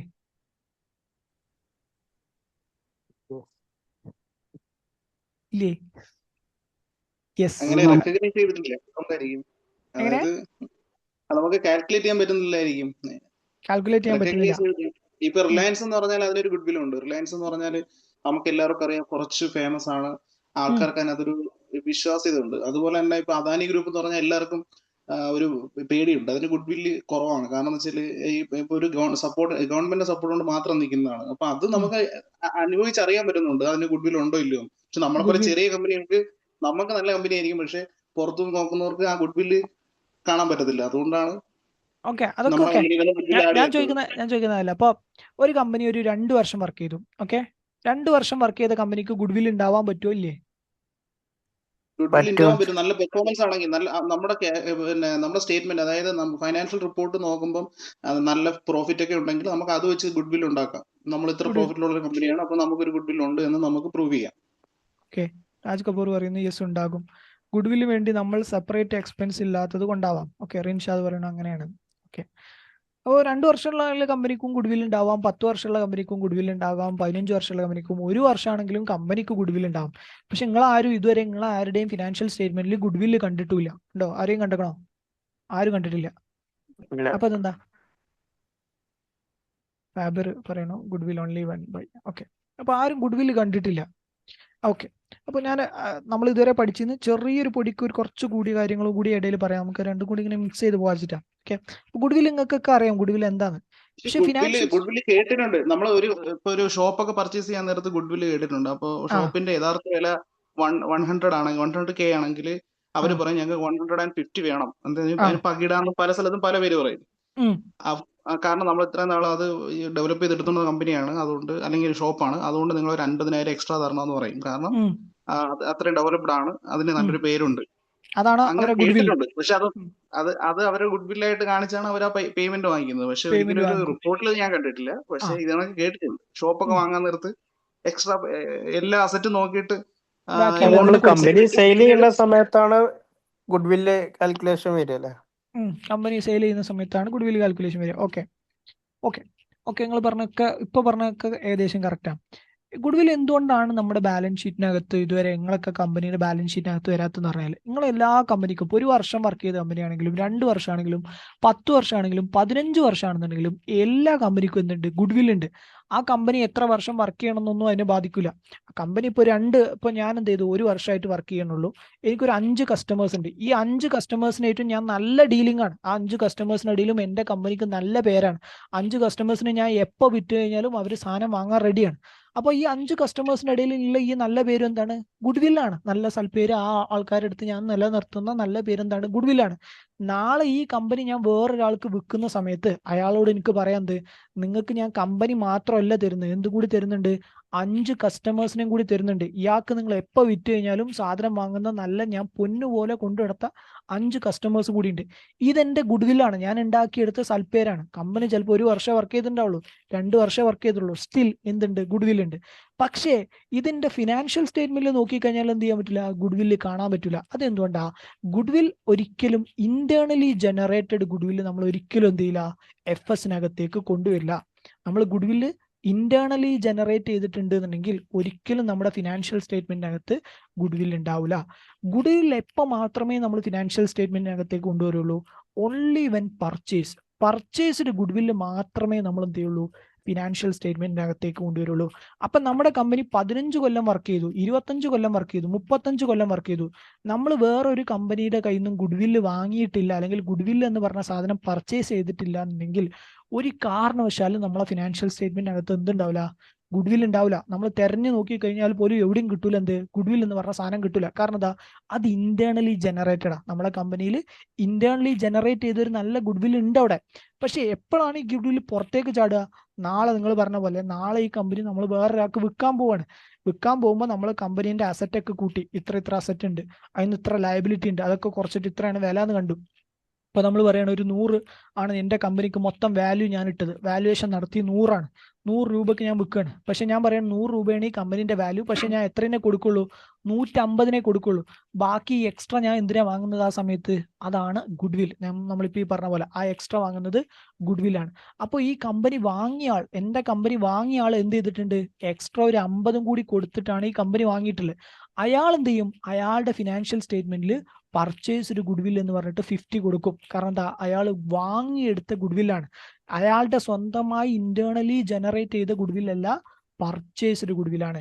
സോ ഗുഡ്വിൽ എപ്പോഴും ഒരു പ്ലസ് പോയിന്റ് ആയിട്ട് മനസ്സിലാലോചിച്ച് വെക്കുക. ഗുഡ്വിൽ എപ്പോഴും ഇന്റേണലി ജനറേറ്റഡ് ഗുഡ്വിൽ ഫിനാൻഷ്യൽ സ്റ്റേറ്റ്മെന്റിൽ എവിടെ ഉണ്ടാവില്ല. നമ്മൾ പൈസ കൊടുത്ത് പർച്ചേസ് ചെയ്യുന്ന ഗുഡ്വില്ലുകൾ മാത്രമേ എന്ത് ചെയ്യുള്ളൂ? ഫിനാൻഷ്യൽ സ്റ്റേറ്റ്മെന്റ് അകത്ത് വരുള്ളൂ. ഓക്കെ, സോ അത് ഇതിന്റെ കൂടെ നമ്മൾ അഡീഷണലി ഒരു ചെറിയ പ്ലസ് പോയിന്റ് ആയിട്ട് ഓർത്തു വെക്കുക. നമുക്ക് ഇനി കുറച്ച് ദിവസം കഴിയുന്ന സമയത്ത് നമുക്ക് ഇൻടാഞ്ചിബിളിലേക്ക് കൂടുതൽ പോകുന്ന സമയത്ത് ആവശ്യം വരും, അതുകൊണ്ട് ഇവിടെ ഓർത്ത് വെക്കുക. ഓക്കെ, സോ ഇന്ന് നമ്മൾ പഠിച്ചു വെക്കുന്ന സമ്മറൈസ് ചെയ്യുകയാണെന്നുണ്ടെങ്കിൽ നമ്മൾ കുറച്ച് ടൈമായി, എന്നാലും സമ്മറൈസ് ചെയ്യുകയാണെന്നുണ്ടെങ്കിൽ നമ്മളൊന്നും പറഞ്ഞിട്ടില്ല. എല്ലാവർക്കും കൂടി അറിയാവുന്ന കാര്യങ്ങൾ വെച്ചിട്ടാണ് നമ്മൾ പറഞ്ഞിട്ടില്ല, ഡീപ്പായിട്ടുള്ള കാര്യങ്ങളൊന്നും പറഞ്ഞിട്ടില്ല. ആദ്യം നമ്മൾ ആനുവൽ റിപ്പോർട്ട് പറഞ്ഞു, പിന്നെ ഫിനാൻഷ്യൽ റിപ്പോർട്ട് പറഞ്ഞു, പിന്നെ ഫിനാൻഷ്യൽ സ്റ്റേറ്റ്മെന്റിന്റെ 5 ഭാഗങ്ങൾ പറഞ്ഞു, ബാലൻസ് ഷീറ്റ് പറഞ്ഞു, പ്രോഫിറ്റ് ആൻഡ് ലോസ് അക്കൗണ്ട് പറഞ്ഞു, ഇൻകം സ്റ്റേറ്റ്മെന്റ് പറഞ്ഞു, ചേഞ്ചസ് ഇൻ ഇക്വിറ്റി പറഞ്ഞു, ആൻഡ് അവസാനം നമ്മൾ എന്ത് പറഞ്ഞു? നോട്ട്സ് ടു അക്കൗണ്ട്സും പറഞ്ഞു. ഈ 5ന്റെയും എന്തൊക്കെയാണെന്നുള്ളത് ഒരു ബ്രോഡായി പറഞ്ഞു.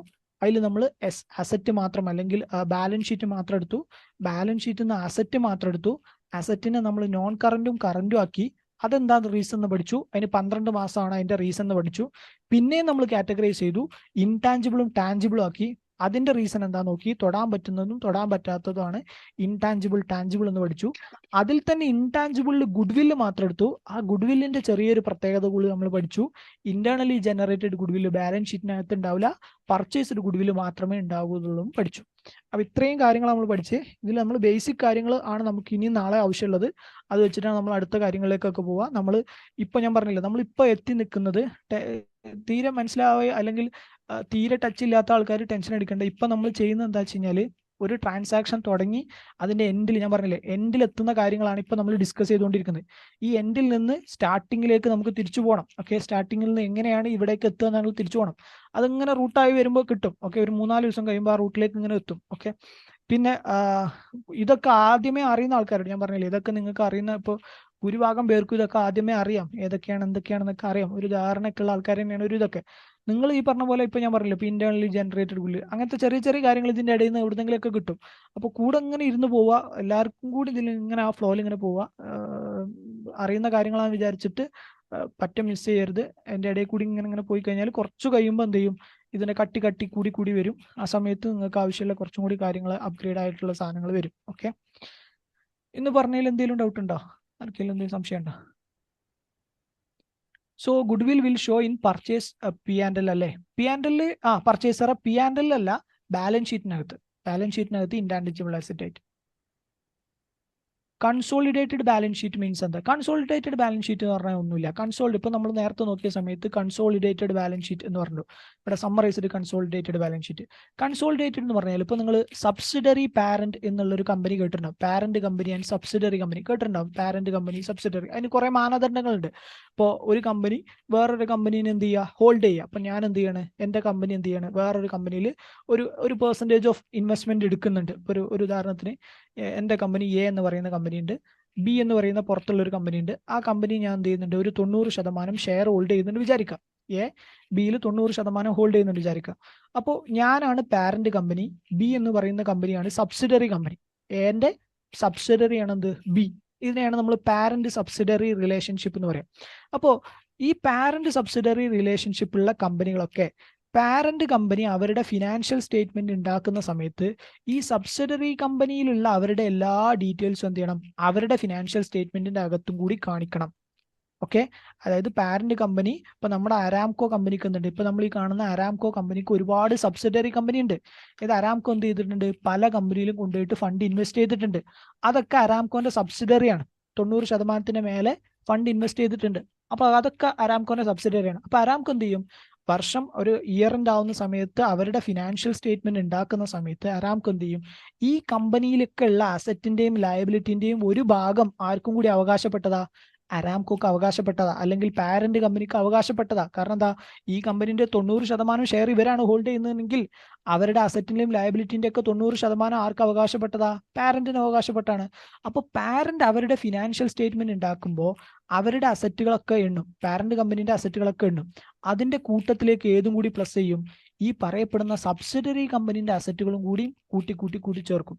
അങ്ങനെ ഒരു പാരന്റ് കമ്പനി അവരുടെ അസറ്റും അവരുടെ ലയബിലിറ്റിന്റെയും കൂടെ സബ്സിഡറി കമ്പനിന്റെ അസറ്റും ലയബിലിറ്റിയും കൂടി കൂട്ടിച്ചേർത്ത് ഉണ്ടാക്കുന്ന ഫിനാൻഷ്യൽ സ്റ്റേറ്റ്മെന്റിനെ നമ്മൾ വിളിക്കുന്ന പേരാണത് consolidated financial statement. So consolidation എന്ന് പറഞ്ഞു കഴിഞ്ഞാൽ പാരന്റ് കമ്പനി അവരുടെ സബ്സിഡറി കമ്പനിന്റെ അസറ്റും ലയബിലിറ്റിയും ഒക്കെ സ്വന്തം കമ്പനിന്റെ അസറ്റിന്റെയും ലയബിലിറ്റിന്റെയും കൂടെ ചേർത്ത് കാണിക്കുന്ന ഫിനാൻഷ്യൽ സ്റ്റേറ്റ്മെന്റിനെ പറയുന്നതാണ് കൺസോളിഡേറ്റഡ് ബാലൻസ് ഷീറ്റ് അല്ലെങ്കിൽ കൺസോളിഡേറ്റഡ് ഫിനാൻഷ്യൽ സ്റ്റേറ്റ്മെന്റ്.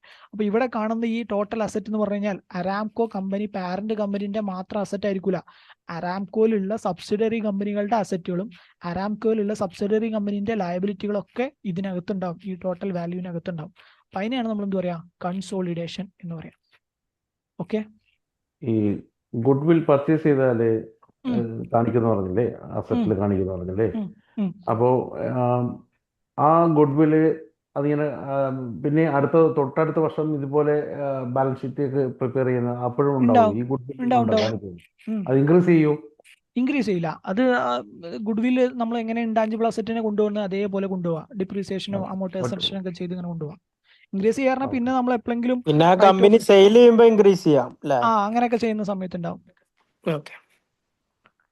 ഗുഡ് വില്ല് റിട്ടേൺ ഓഫ് എങ്ങനെ കാണിക്കും? ഗുഡ് വില്ല് റിട്ടേൺ ഓഫ് എന്ന് പറഞ്ഞു കഴിഞ്ഞാൽ ഗുഡ് വില്ല് ഒഴിവാക്കുന്നതോ റൈറ്റ് ഓഫ് ചെയ്ത് കളയാണെന്നുണ്ടെങ്കിൽ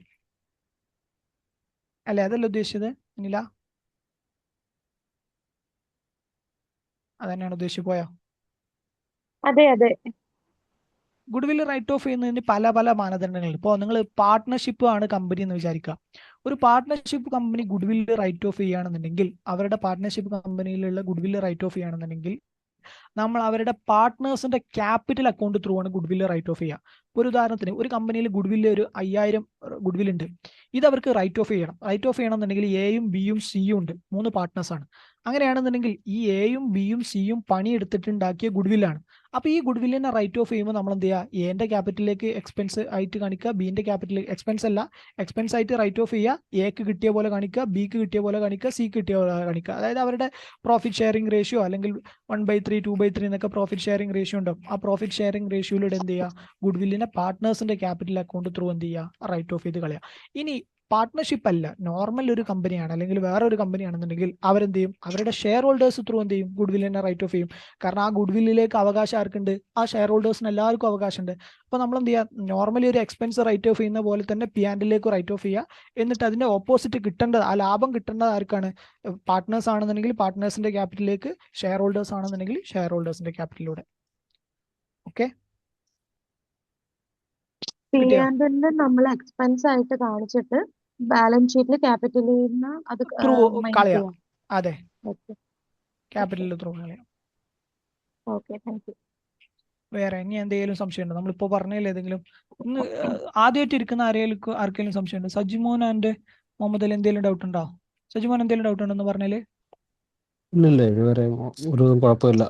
ഓക്കെ ഓക്കെ, മുഹമ്മദ് അലിയോ എന്തെങ്കിലും ഇഷ്യൂ ഉണ്ടോ, ഡൗട്ട് ഉണ്ടോ? ഫസ്റ്റ് ടൈം കേൾക്കുന്നതിൽ എന്തെങ്കിലും പറഞ്ഞൊന്നും നമ്മൾ ഡീപ്പായിട്ടൊന്നും പറഞ്ഞിട്ടില്ലല്ലോ. ഓക്കെയാണ്. ഓക്കെ, വേറെ എന്തെങ്കിലും സംശയം ആർക്കെങ്കിലും എന്തെങ്കിലും ഉണ്ടോ? ഓക്കെ അല്ലേ?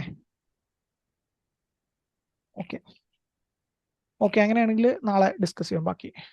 Okay, so thank you. Hello, പറയേ. എനിക്ക് വീഡിയോ കാണാൻ പറ്റി, കഴിഞ്ഞ ദിവസം പറഞ്ഞിരുന്നു. ഞാൻ അവിടെ രാവിലെ പറഞ്ഞത് ഇതുവരെ ക്ലിയർ ചെയ്തില്ല. ഇല്ല, അത് വീഡിയോ പ്ലേ ആവുന്നില്ല. അവർ കണക്ട് ചെയ്തില്ല. എന്നോട് പറഞ്ഞു അതിന്റെ UR ലിങ്ക് യൂട്യൂബിലിട്ട് പ്ലേ ചെയ്ത് നോക്കാമായിരുന്നു. പക്ഷെ അതൊന്നും അങ്ങനെ വർക്ക് ചെയ്യണില്ല. ഇനിയിപ്പോ എനിക്ക് തോന്നുന്നു എന്റെ ആന്റിവൈറസ് ഇനിയിപ്പോ ആ വീഡിയോ ബ്ലോക്ക് ചെയ്യണമെന്നല്ലേ അറിയില്ല. അത് ഞാൻ ഇപ്പോഴാണ് ശ്രദ്ധിച്ചത്. ഞാൻ നോക്കട്ടെ. അതും നോക്ക് പറ്റിയില്ലെന്നുണ്ടെങ്കിൽ ഞാൻ രാവിലെ അറിയിക്കാം. കണക്ട് ചെയ്താൽ മതി, ഇവിടെ കണക്ട് ചെയ്താൽ ഓക്കെ. നമുക്ക് പറയൂ. ലാസ്റ്റ് പിന്നെ ക്ലാസ് കഴിഞ്ഞില്ലേ ഒരു ഫൈനൽ ക്ലാസ് ഉണ്ട് എന്ന് പറഞ്ഞിരുന്നല്ലേ? ഏതിലാ? അഡ്വാൻസ്ഡ് അക്കൗണ്ടിങ്ങിലാ? യെസ്. അത് കഴിഞ്ഞു. അത് 9 മണിക്കല്ലേ ഇന്ന ടൈം കിട്ടിയത്? നിങ്ങൾ ഡൗട്ട് ക്ലിയർ നിങ്ങൾ അതെപ്പോഴായിരുന്നു? 9 മണിക്ക് എല്ലാരും വന്നു പോയില്ല. ഞാൻ ഇതാണെന്ന് വിചാരിച്ചതിന് ചോദിച്ചിട്ട്. Okay okay. ഓക്കെ അതില് അത് റെക്കോർഡർ ഉണ്ടോ? ഉണ്ട്, പക്ഷെ അതിൽ ആരെങ്കിലും ഡൗട്ടുകൾ പറഞ്ഞു പോയതാണ്. ഒരു കാര്യം ചെയ്യാം, നമുക്ക് ഒന്നുകൂടി ഇടാം നിങ്ങൾ ഉള്ള സമയത്ത് പറഞ്ഞു. നമ്മളെ IFRS-ന്റെ ഒരു കാര്യം നമ്മളൊന്ന് എനിക്ക് മനസ്സിലായി, നിങ്ങൾ ലീസിന് എന്തോ മോഡിഫിക്കേഷനുമായി ബന്ധപ്പെട്ട് എന്തോ ഡൗട്ട് അല്ലേന്നാ. ഞാൻ നിങ്ങളെ വെയിറ്റ് ചെയ്തു, നിങ്ങൾ ഉണ്ടാവിച്ചിട്ട് കുറെ വെയിറ്റ് ചെയ്തു, പക്ഷെ നിങ്ങൾ അത് വന്നില്ല. 9 മണിക്ക് ആ സമയത്ത് വന്നില്ല. 9 മണി 8:30 സെഷൻ വന്നു. സാറില്ല, നമുക്കൊരു ദിവസം കൂടി ഇടാം, അത് കുഴപ്പമില്ല. ആ ഗ്രൂപ്പിൽ തന്നെ ഇടാം. നാളെ ഓഫ് അല്ലേ? നാളെ ക്ലാസ് ഇല്ലല്ലോ? നാളെ ഫ്രൈഡേ ഓഫ്. ഇനി സാറ്റർഡേ അല്ലേ? സെയിം ടൈം അല്ലേ? Same time 10 മണിയാട്ടോ. ടൈം 10 മണിയാണ്. എല്ലാവരും 10 മണിക്ക് വരും. ഓക്കെ ഓക്കെ ഓക്കെ, അങ്ങനെയാണ് ഞാൻ ചെയ്യാം. വേറെ ഒന്നുമില്ലല്ലോ. Thank you. Good night. Short note കിട്ടില്ല? ഷോർട്ട് നോട്ട് കിട്ടും. Okay, bye. Thank you. Thank U.